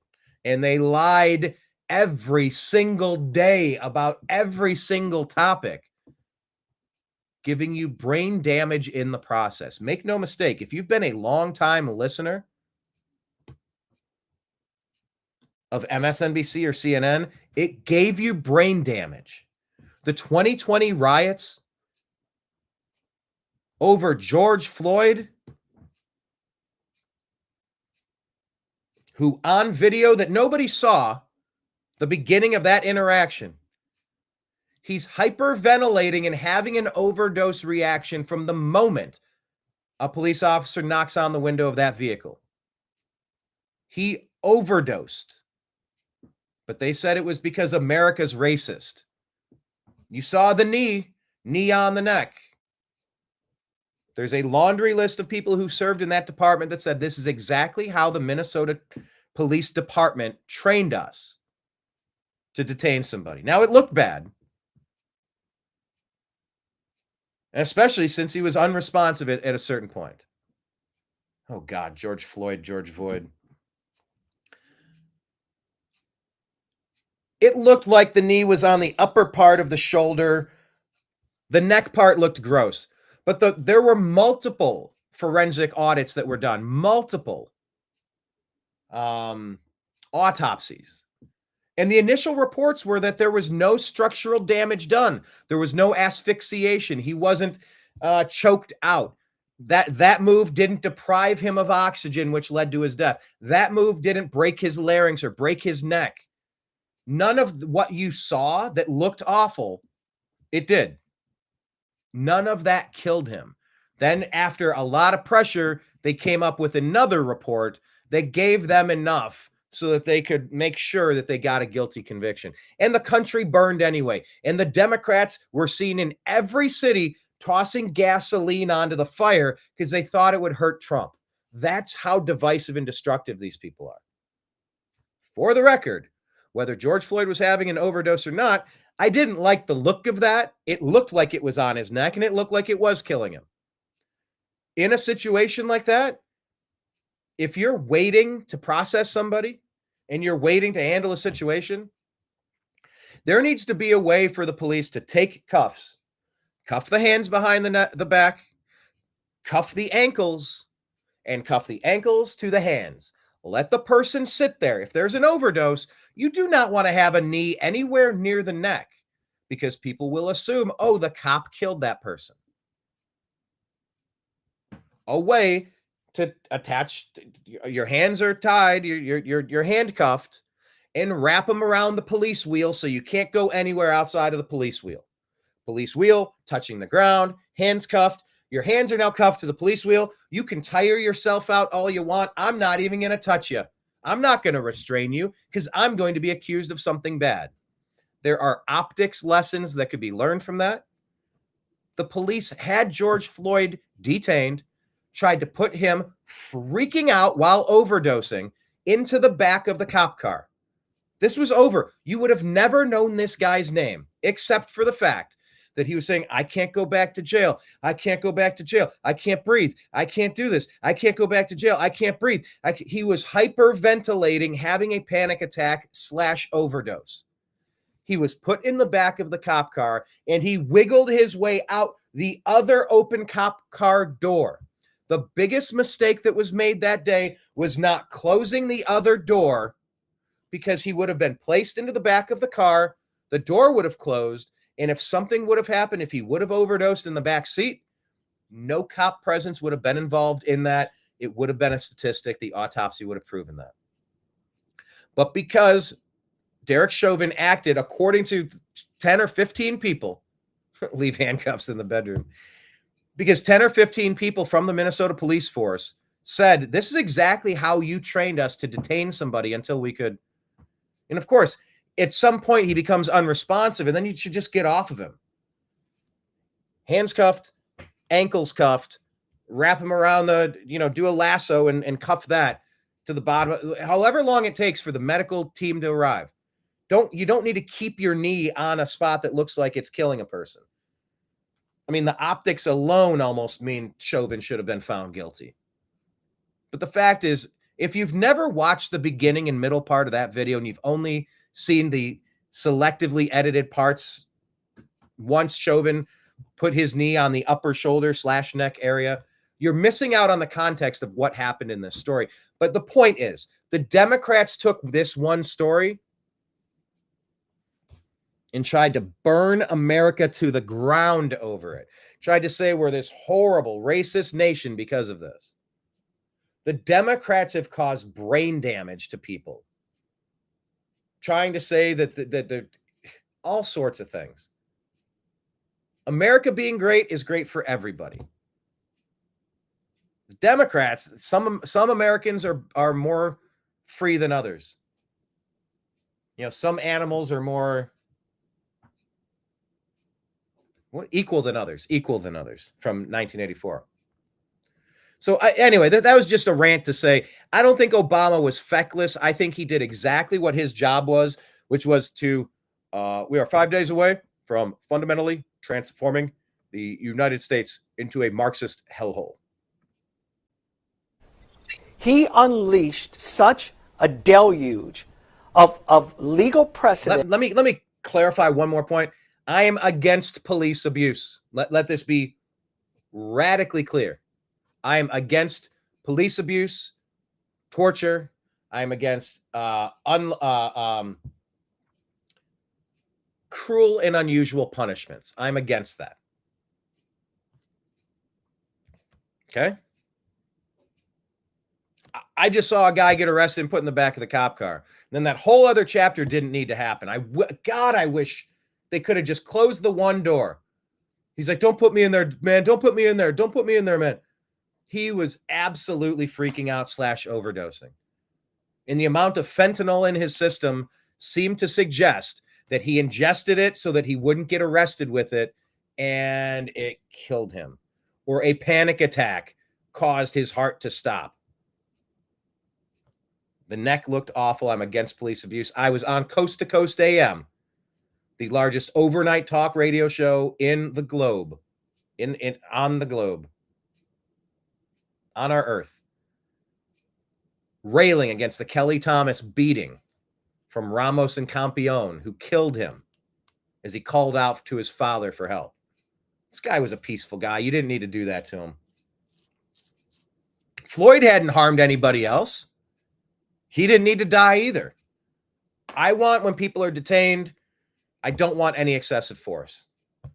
I just think you need to kind of look at the initial autopsy reports there. Watch the beginning and the middle of that video before you think, no, I saw what I saw. Chauvin killed him. You saw what you saw, minus the context. And that's what the media, at the direction of Barack Hussein Obama, at the direction of the deep state, they are willing to, the difference between Republicans and Democrats are willing to destroy whatever it takes.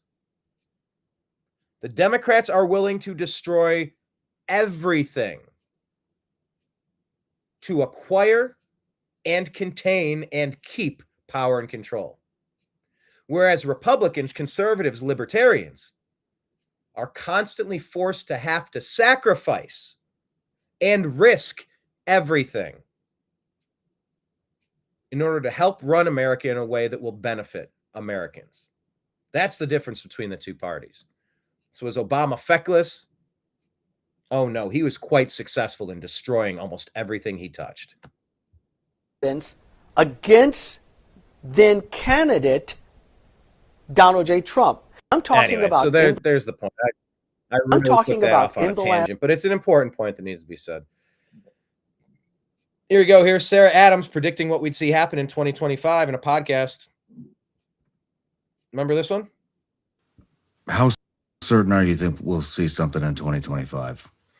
I'm certain we'll either have embassy attacks in 2025 or the Homeland attack or both. All right. Well, there you have it, folks. So hard to get people to comprehend that this now is going to sound like a conspiracy theory, okay? Now, Al-Qaeda, and it's been Hamza bin Laden went to Sana'a Ullah Ghaffari, who's the head of ISIS Khorasan province, and said, hey, we don't want to just claim our attacks in the US and Europe on ISKP. We need ISKP bodies, right? We need terrorists at that attack. So when they're dead and you ID them back, you say, yes, they're ISIS Khorasan province. So Hamza bin Laden and Sana'a Ullah Ghaffari made a deal, and there would be ISIS fighters in Al-Qaeda's Homeland attack. It's really interesting. And then ISIS will claim responsibility for the attack. And they went so far as Taliban has been feeding bits and info to the U.S. government. So after the attack, the U.S. government will go back into its intelligence databases for the last couple years and be like, yeah, we had a little piece on this attacker, he's ISIS. We've had a little piece on that attacker, he's ISIS. We've had a piece on that attacker, it's ISIS. It's an ISIS attack. And remember, this is what President Trump, Commander-in-Chief Trump, just did to blow up a Somali ISIS compound. Remember, under Obama, ISIS was created. He liked calling them ISIL. He was kind of fomenting this caliphate thing. this spread of the caliphate. This is what Obama was about. ISIS, ISIL, this stuff flourished under him. He took over the military in a way that said, no, you can't attack here, you can't attack there, you can't attack these convoys. He was working for the enemy, directing the enemy to cause as much chaos in Syria, Libya, anywhere you could imagine. We had an enemy inside the gates in Barack Hussein Obama. Elijah, what's up? Thanks for joining us. Nice to meet you too. We had the Manchurian Candidate. Yeah, this Sarah Adams is giving us a lot of info, but as she's talking about ISIS, remember the video you're about to see once they release it. Sebastian Gorka was saying that the Trump administration will release it this week. The destruction of this ISIS compound in Somalia, because it's all part of a vast terror network that links directly back to the Democrat Party. Yes, Intel is going to back it. How certain? There you go. Intel is going to back it. All right. Moving on to the next story here. Can you try to make sense of this? The DNC leader is interrupting the party election to tell members, well, here, take a listen. Rules specify that when we have a gender non-binary candidate or officer, the non-binary individual is counted as neither male nor female, and the remaining 6 offices must be gender balanced. With the results of the previous 4 elections, our elected officers are currently 2 male and 2 female.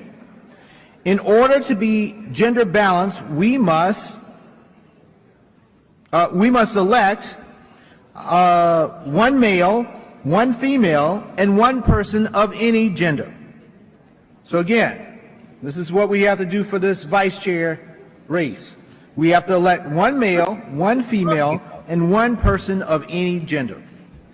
To ensure our process accounts for male, female, and non-binary candidates, we conferred with our RBC co-chair. The comment here just knocked me off of my seat. Luke Cox says, sounds like I'm learning the rules of a board game for the first time. Oh my God, that is so funny. I'm sitting here trying to follow it. I'm like, you lost me 3 points ago. What are you even saying? Almost any board game I play, I'm like, I don't quite get the point of this game here. Timon says, keep it up and the conservatives will keep winning big. Dubba says, this is why they lost and will continue to do so. Dems should change their party name to Schizo. Yeah, looks like next election will be a landslide again. Tell me this is a joke, please. Let them do it again and lose. Our LGBT caucus co-chair, and others to ensure that the process is inclusive and meets the gender balance requirements in our rules. To do this, our process will be slightly different than the one outlined to you earlier this week, but I hope you will see that in practice it is simple and transparent. The order of balloting is designed to ensure equal access to the ballot, regardless of gender identity. No. You have equal access. You just got to get the votes. You're not opening your bag of Skittles and trying to get piles of green, yellow, orange, purple, red. By the way, Bobby Kennedy says, get that red dye number 3 out of those Skittles if they ever were there. Get the dyes out.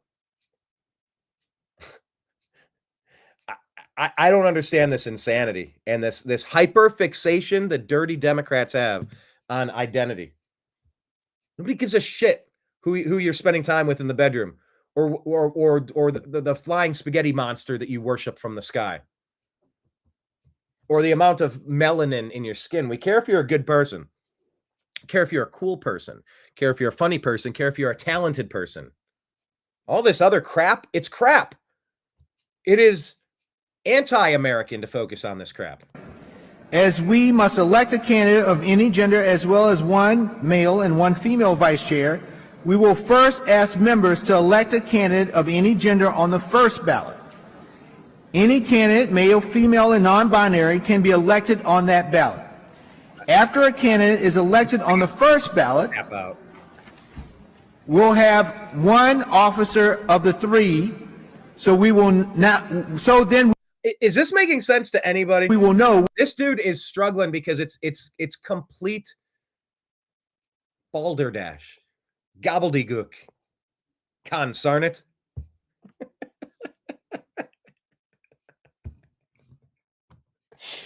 Balderdash gobbledygook consarnate. I did not have that on my bingo card that I was going to mention these three things when I started off doing a sports show this morning. And I've kind of blurred two shows together, the Unhappy Hour Sports Show and the TNAM AM show.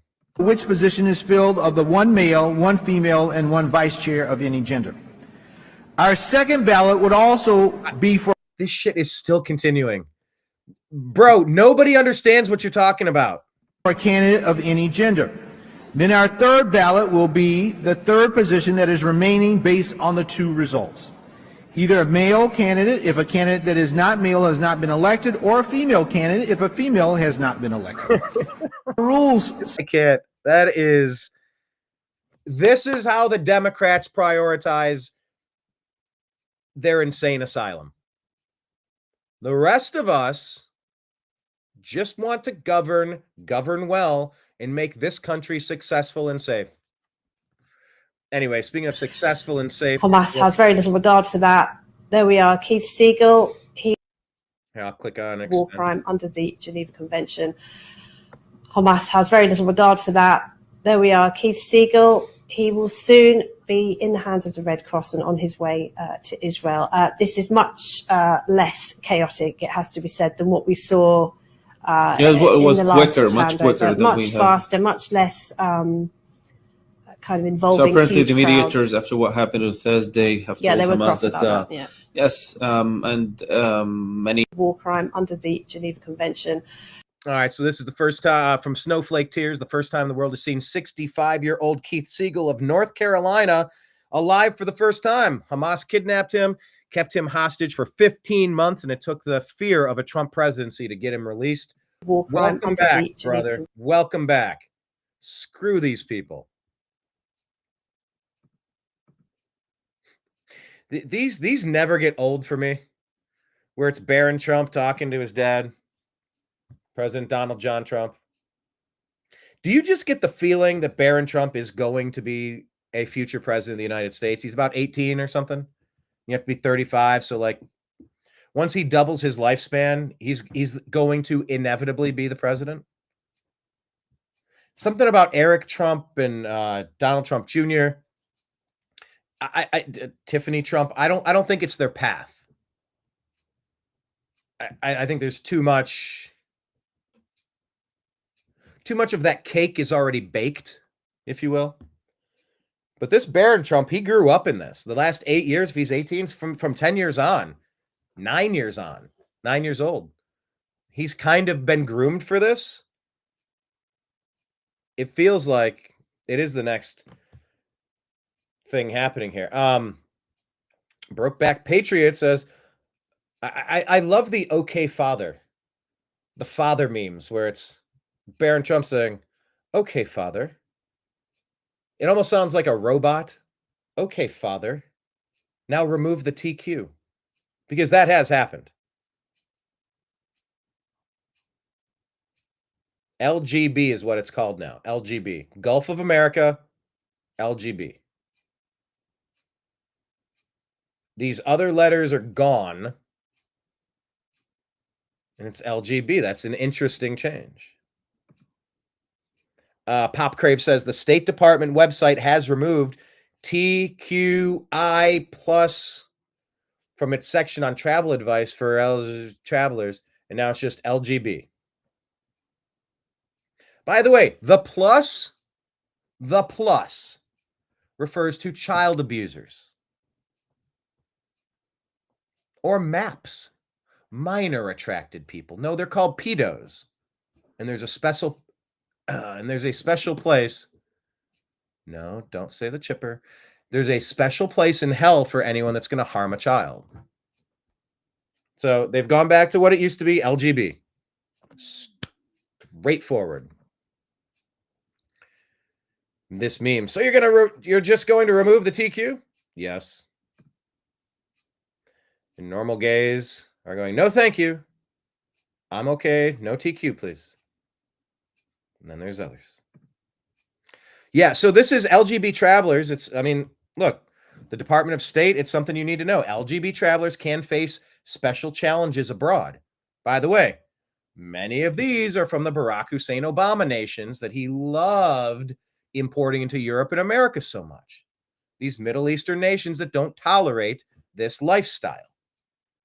Or, if you don't call it a lifestyle, don't tolerate people who exist naturally as they are. LGBT travelers can face special challenges abroad.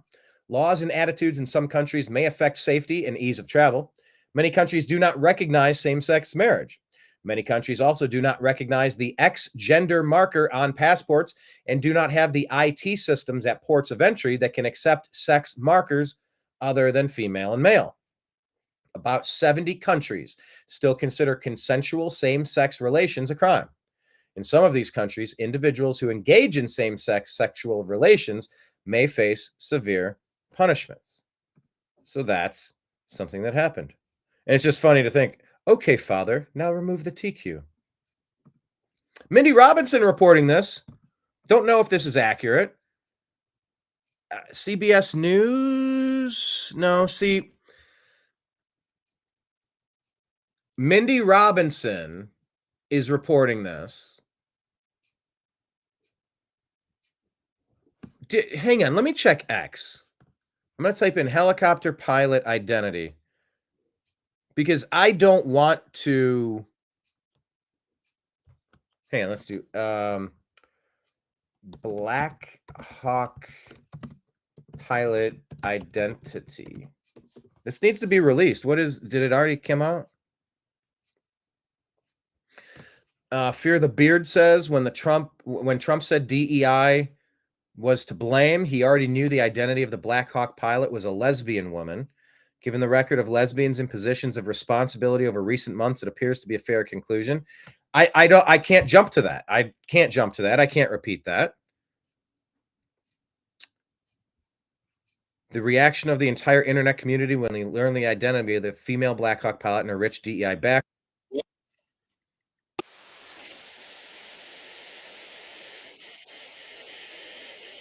Okay, I don't know what that's referencing. It's just saying unidentified female pilot. You have to identify. Andrew Eves from Missouri was on the Black Hawk crew. Ryan O'Hara from Gwinnett County, Georgia was on. Why are they not identifying the female pilot?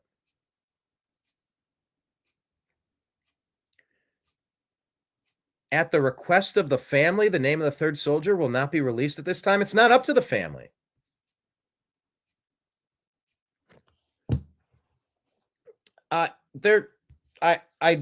Look. Here, let me just share this tab instead. They're giving a name. I'm not seeing that it's official. I don't want to put the name out there because look, we saw a fake story. You saw a fake story saying that there was a transgender Black Hawk pilot. Kenneth, LGB can face special challenges with a broad. No, while abroad. While abroad. But the abroad was a nice play on words there. I like that. So look, they're reporting it's this person. I'm seeing other people report it. But look, was it yesterday or the day before we woke up to news that was incorrect? And it was this person that is I don't know, whatever this trans stuff, whatever this person was, they did a video and go, I've been identified as the pilot, but I'm here. I'm alive. I'm safe. This is not me. So until I see it from an official source, I don't even want to repeat the person's name. But here's President Trump. I guess I could do side by side. Yeah, it cuts off the side of it. It's all right. You get the point. Media keeps trying to make DEI about racism, but it's not. It's about competence. Here's President Trump answering questions. If you aren't confident that DEI had any role, why bring it up? Well, all I'm talking about is competence, and we want in that particular position, we have to have the most competent people in our country because we're talking about lives. You need competent people. Competent. That's what it's about. That's what it's always been about. It's always been about competence. Always has. Remember that astronaut meme where he's looking out at the Earth? It's always been about competence. Yep, always has. I don't give a shit who you, seriously, I don't care who you sleep with. I don't care what you worship. I don't care what you look like. If you're cool, you're cool. If you're competent, you're competent. If not, I don't have time. I don't have time for any of the crap. But what is taking so long with this name being released? Yep, here's that same story. 24 Chinese illegal immigrants busted in alleged smuggling operation in Coral Gables, Florida. Congrats. Chucky Schumer here saying, you're worried about tomato prices. Huh. Wait till Trump's Mexico tariffs raise your tomato prices. Mindy M.F. Robinson says, I'll grow my own effing tomatoes. I'd rather not have rapists, murderers, fentanyl, and children being trafficked across our border, you rat-faced creep. Bravo. This is funny. I saw this making the rounds. It strikes me as maybe this was staged. I don't know if it was or not, but it strikes me as staged, and it's kind of funny. But here's a comedian. I don't know this comedian's name. Where's this comedian's name? I'm going to type this. What is this comedian's name? And then I'm also going to put, was this interaction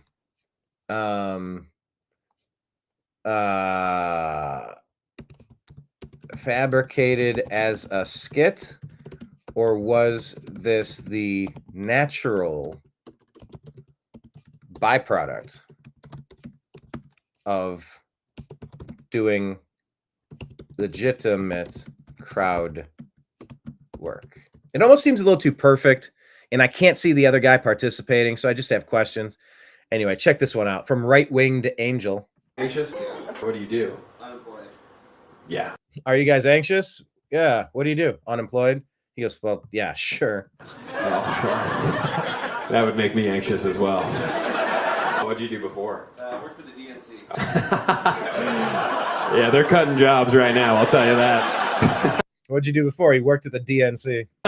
Everyone out. We need 100% turnover. What did you do for the DNC? Counter misinformation. I'm sorry, I don't think anyone did a worse job than you. This past year, bro, you did the worst job. Really? I wanted to do a set, but now I'm really interested in what you're saying. You were countering misinformation. How are you supposed to go about doing that? Just commenting on TikToks? Yeah, actually, if you look at the facts, this isn't true. Going on Rogan's YouTube page. Well, if you look it up, vaccines are actually quite safe. From the DNC official page. Yeah, no. I know, we're all in this room. We all know. You might want to just not say that was your last job. What are you applying for now? What? Hey, bartender's a more honorable profession.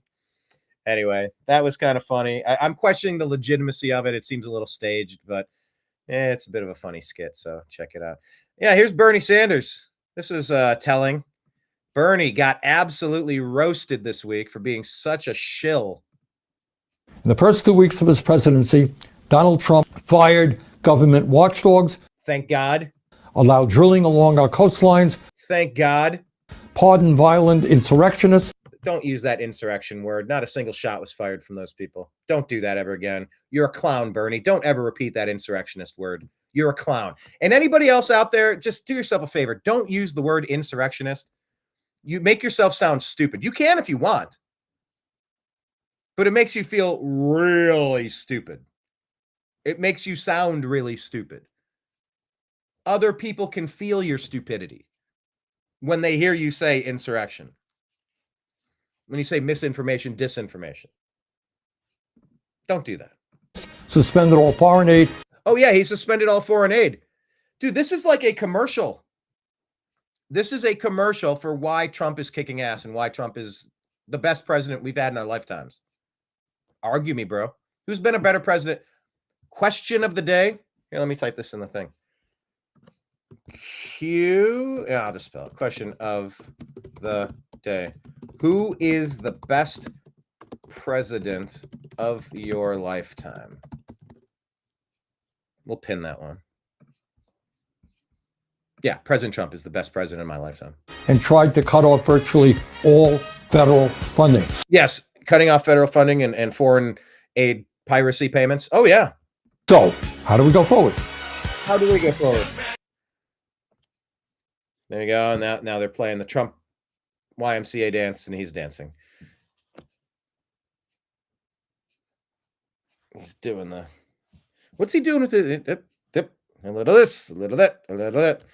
I have to mute it because they don't want us playing that song.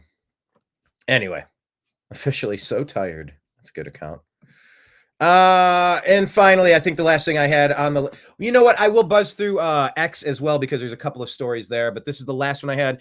This was Tom Homan again. This is a theme to all the people out there who are yapping and crying and complaining that ICE is doing their job. You're saving people with ICE.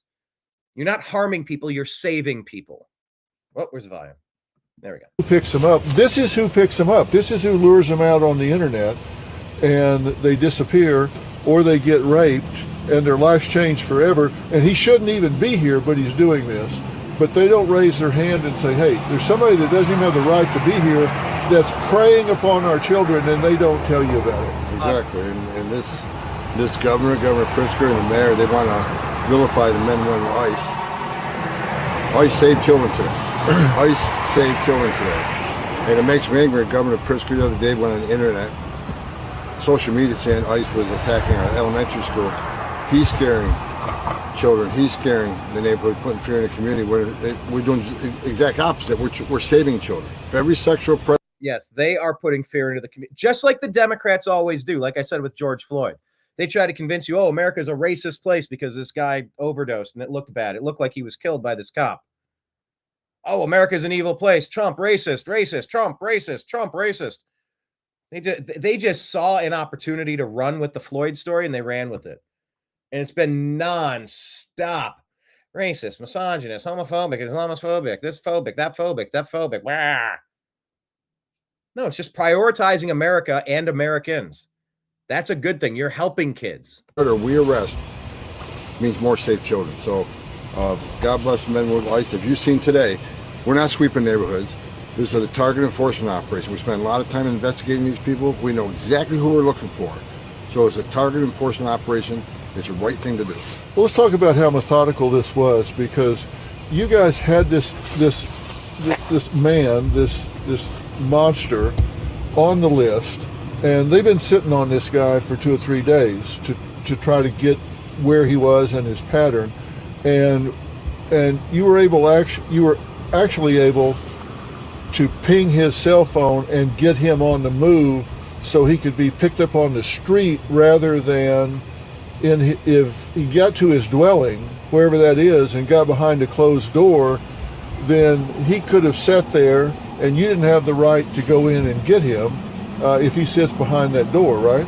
Not without a criminal arrest warrant. That's exactly the point. He could have been arrested at a county jail in the safety and security of county jail by one officer. Every illegal that gets tossed into that system needs to be arrested and deported from there.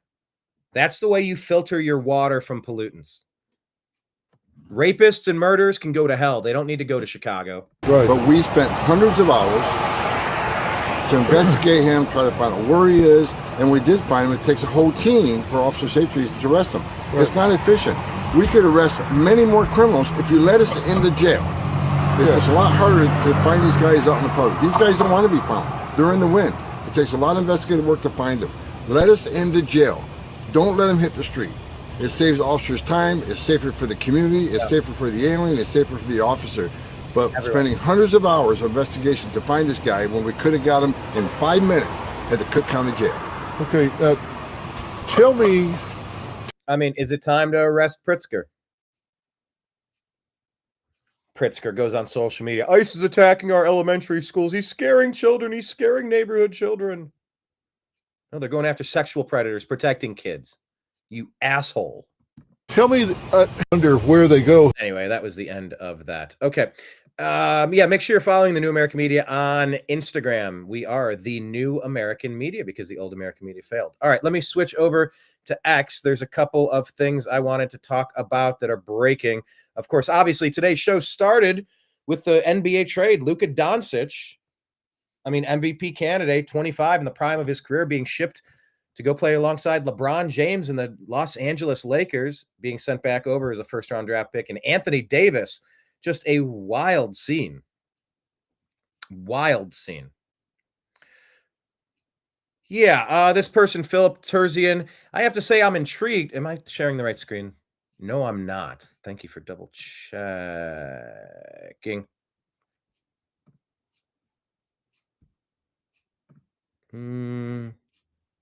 I guess I'll just go like this, maybe.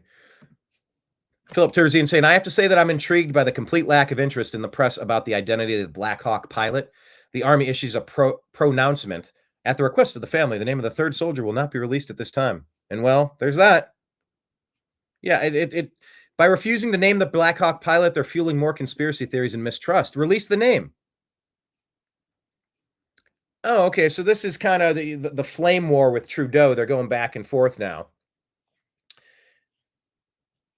Trump suggesting Canada is the 51st state again.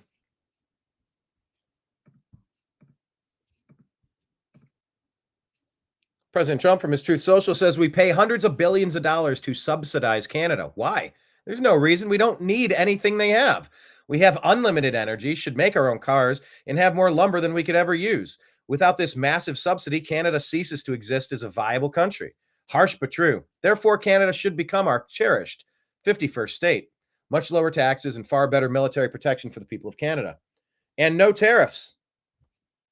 This is incredible.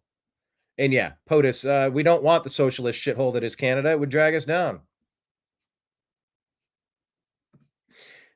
It's just interesting that we keep going back to this. Where is the response from Trudeau? There was a Trudeau response. Don't know where the Trudeau response is, so let me go to this. Greg Abbott. Okay, there's a lot going on here. There's a lot going on here. Oh, there we go. God, there's a lot going on here. Canada's planning to target Republican states in retaliation for Trump's tariffs, per the New York Times. Bring it, Justin Trudeau. You're about to learn the definition of FAFO. President Trump is going to make an example out of you, says Nick Sorter. Greg Abbott chimes in, says, careful, Trudeau. The Texas economy is larger than Canada's, and we're not afraid to use it. Gerben says tariffs are paid by the importer, not the exporter. It's like Americans don't get it. If a t-shirt costs $10, it will now cost $30. $15 for the tariffs, but to make up for the loss of the importer suffered, it doubles. No, you buy other ones. Greg Abbott, t-shirts are made of cotton. That cotton comes from Texas, the #1 producer in America. There's tremendous demand for our cotton all over the world. Wonder if Canadians will be able to afford the cotton on their backs. Readers add context. 155% decrease is not mathematically possible unless Canada is now exporting cotton to the U.S. Imports decreased from 61 to 24 in 2003 of 60%. For what it's worth, Canada imports just 95 million worth of cotton each year. It's a tiny market. Cutting off Texas cotton would likely increase its domestic prices by 20 to 30% in the near term, but in the long term, it would likely only increase about 10 or 5%, 5 or 10%. It's all getting interesting right now. Too bad other countries exist. Time for Canada to say a permanent goodbye to Texas cotton and shop abroad. Yeah, the other one said they get most of it from Turkey anyway. But look, the tariff wars have begun. Let's see how it plays out. I don't know. If their stuff is 3 times as expensive or twice as expensive, yeah, you just don't buy that stuff, and it encourages people buying other things. That hurts the country that's not going to play nice. Peter Sweden here. Speaking of not playing nice, farmers are back with a tractor convoy in Britain to protest against labor tax policies. There you go. All these farmers, they're at it again. I could do side by side here, I think. Mostly. All right, so that's happening. Keep your eyes peeled on that. Check this one out. Ya toda la gente que trabajaba aquí, unos están espantados, no hay quien venir. Are illegals. Speaking in Spanish here, it says we have no choice but to close this place because all the people who worked here, some are scared. There's no one to come to work. Others have already been taken by immigration. The government seems to think they have a tax revenue problem. What about the tens of millions of illegals working under the table, not paying taxes? I'm guessing America is full of these illegally operating businesses. Here's an interesting one. This is Vladimir Putin. Once again, this is dubbed, if you can believe what RT is putting out, if you're getting actual information. Interesting watching Vladimir Putin holding on to the Oh Jesus bar. Putin says that Europe's elites will stand at Trump's feet and greatly wag their tails. Trump, with his character and persistence, will restore order pretty quickly. And Lord willing, maybe this battle will stop in Ukraine. President Trump putting out hostages from Venezuela arrived home last night in great condition. That's pretty great. Here's an interesting one. The Department of Justice, according to Derek Evans here, is launching a criminal investigation into the sheriff of Tompkins County, New York, for releasing a dangerous illegal alien invader back into the community in violation of a federal arrest warrant. The Tompkins County Sheriff's Office in Ithaca, New York, a self-described sanctuary city, illegal. Yeah, that whole department any department that's going to be doing sanctuary city stuff needs to be rooted out. It's criminal activity. They appear to have failed to honor a valid federal arrest warrant for a criminal alien with an assault conviction. Yesterday, despite the warrant, a defendant with no legal status and a history of violence was released into the community. And this was my biggest problem in Los Angeles. The violent, crazy, drug-addicted thieves who were causing 95% of the problems in our neighborhood would get arrested and then immediately dumped back onto our streets. We had no recourse. One of the local gangs put a hit out on this guy. And by the way, this guy, who I just assumed was a tall, skinny, light-skinned white dude that was on crack or meth, likely, turned out to have a very foreign name, perhaps Central or South American. I don't know if this guy was in the country legally, and you could have avoided all of the property crime, all of the violence that this person attracted to them just by getting rid of him. And they haven't been taking it seriously. And it's time to take this shit seriously. There's only a couple people that are ruining things for everybody else. And if any one of them don't belong here, you get them the hell out of here. You don't just dump them back in your streets again. This guy, they released him back into the community.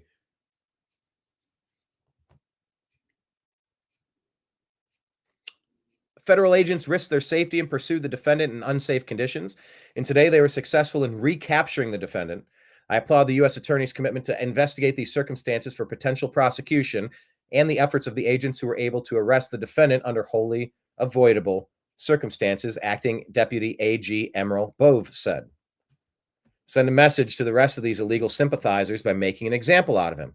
Prosecute him and his fancy flag there, not an American flag. Prosecute him to the fullest extent of the law. Roger Stone saying, I told President Trump last night that Tulsi Gabbard will be America's first woman president, and indeed she will. We're going to find out. Matt Wallace just leaving this here.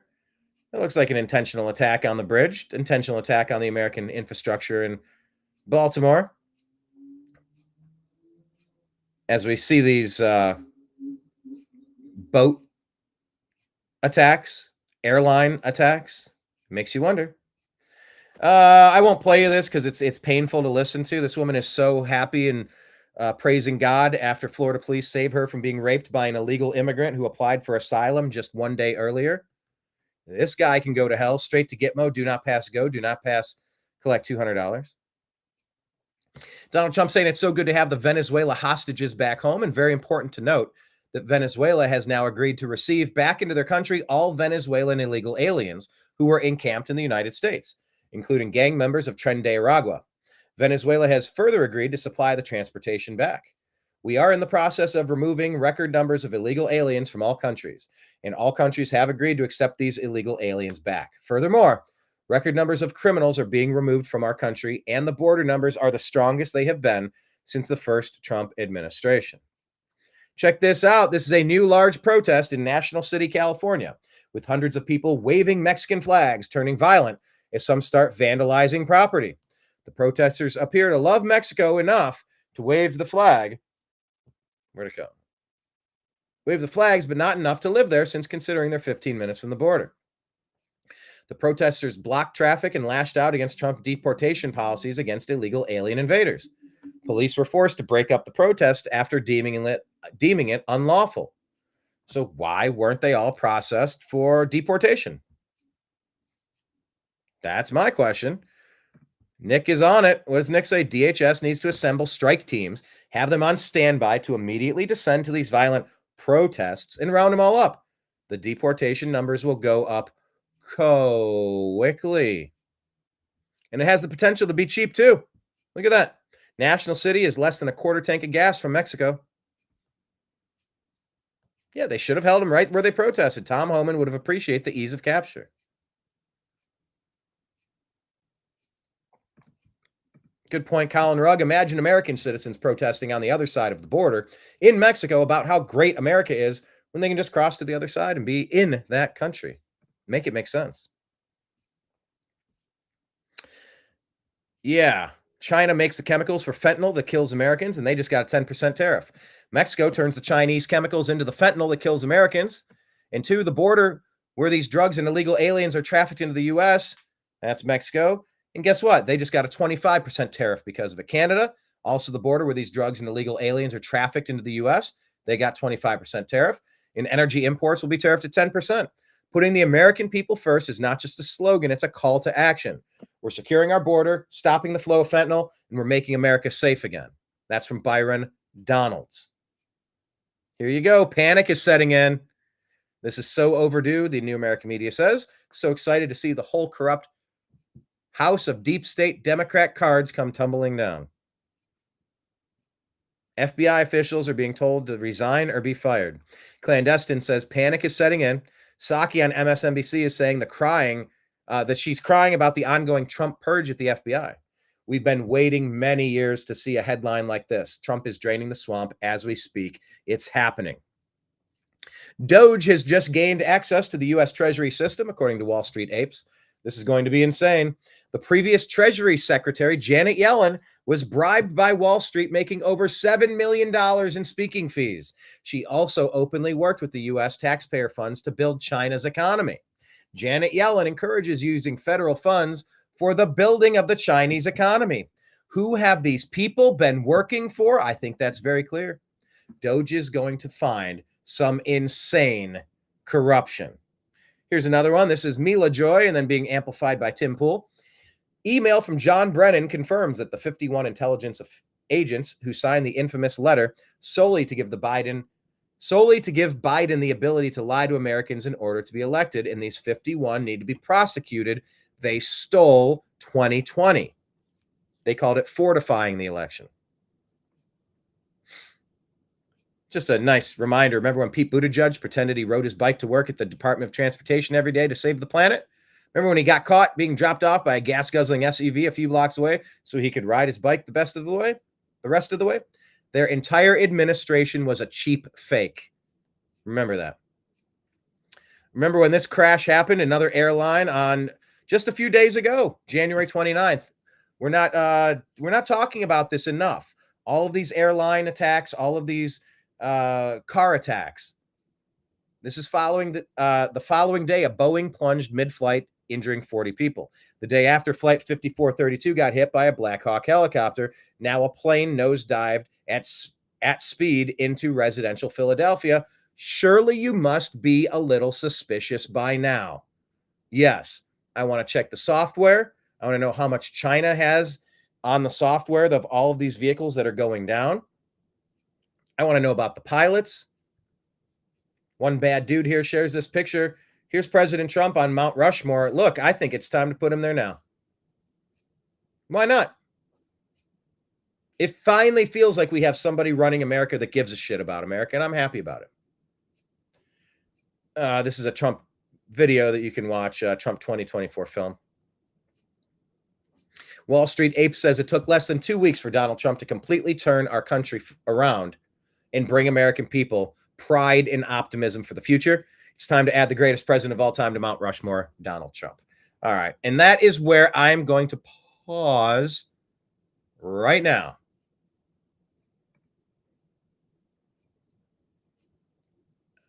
What is this? Yeah, I will pause right now. This is the show I did not even know that I was going to do. A name that you need a calculator to pronounce. There's a neighbor that I often see. There's somebody close. Yeah, by the way, imagine taking medical advice from a man who needs a pardon for the advice that he gave. Wow, that is damning. Yeah, imagine a name that you need a calculator to pronounce. There's a name that I encounter frequently, and it's like somebody dumped a their Scrabble board onto the floor. I don't even know what's going on with this name, but it's a name. It's actually a long name. But I digress. Wow, seriously, just kudos to everybody today on the show that I didn't know I was even going to do. Special thanks to Zak Baris. None of our shows after he left represent any of his viewpoints or perspectives, although I would guess maybe there were a couple that he would agree with there. But yeah, this is the sports show that it kind of became two shows together, and it was fun.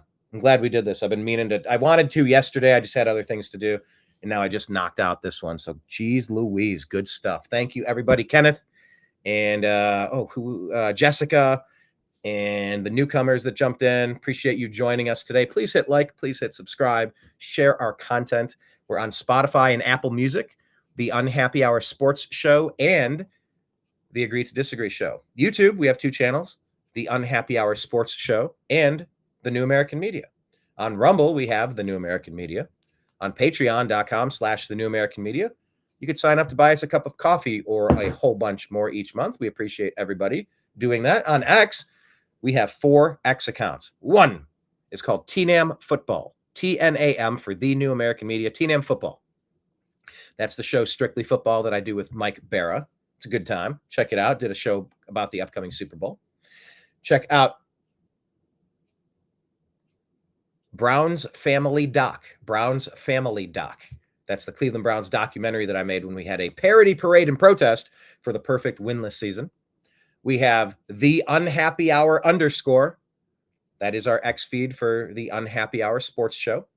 And of course, American _ Media _ for the New American Media on X. We're on Truth Social under the New American Media. We are on Telegram and Signal at TNAM and TNAM Chat, TNAM, TNAM and TNAM Chat. We are on Instagram. The Unhappy Hour Sports Show is our sports one, and the New American Media is the other one. On Facebook, we have a great group, the Unhappy Hour Sports Show, a support group. Find it, join it. We have TNAM's The Agree to Disagree Show, private groups. Then we also have a page for the New American Media. Follow us there. If anybody wanted to donate, the place to do so is on the screen right now. We have a Cash App. It's $ Brian Engelman, BrianEngelman. Also, PayPal at Fuzz Installment, FUZZINSTALLMENT, at Fuzz Installment. Venmo at Brian Engelman. And of course, like I said, patreon.com/the New American Media. Yeah, Tooth Social for dentists. That would actually be a funny parody page to do Tooth Social and make it social media for dentists. That'd be funny. That would be funny. All right, everybody. Wow, great show. So much to unpack. Still trying to make sense of this Luka Doncic trade. I'm floored. And I don't think we're done. I think we're going to see more trades to come in the next 4 days before the trade deadline. And of course, tomorrow starts the beginning of President Trump's 3rd week. I do hope to put more videos up, hopefully today, do some more editing, do some more releasing. And I do intend to do a beginning to end, starting on January 6th and ending it at the inauguration weekend, a full comprehensive documentary from the New American Media about the fall of Trump and the phoenixing of Trump.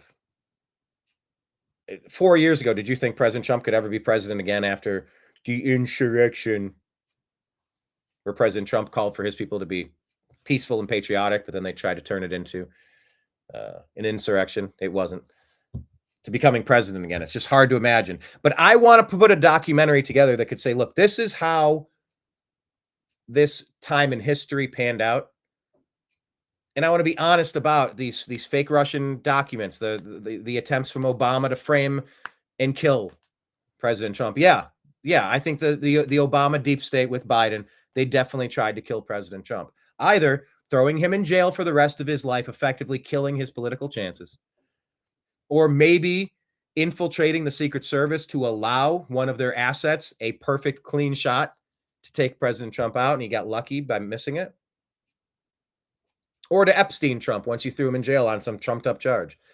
I've said it before. Future generations will never believe that trumped up charges are something that didn't come from this area. The origination of trumped up charges wasn't from Donald Trump. But I want to tell the story with our individual footage, with our original footage. And I'll be working on that as well. So keep your eyes peeled, and I will be back. I plan on going live tomorrow for the TNAM AM show. I've enjoyed doing these daily shows. I really like it.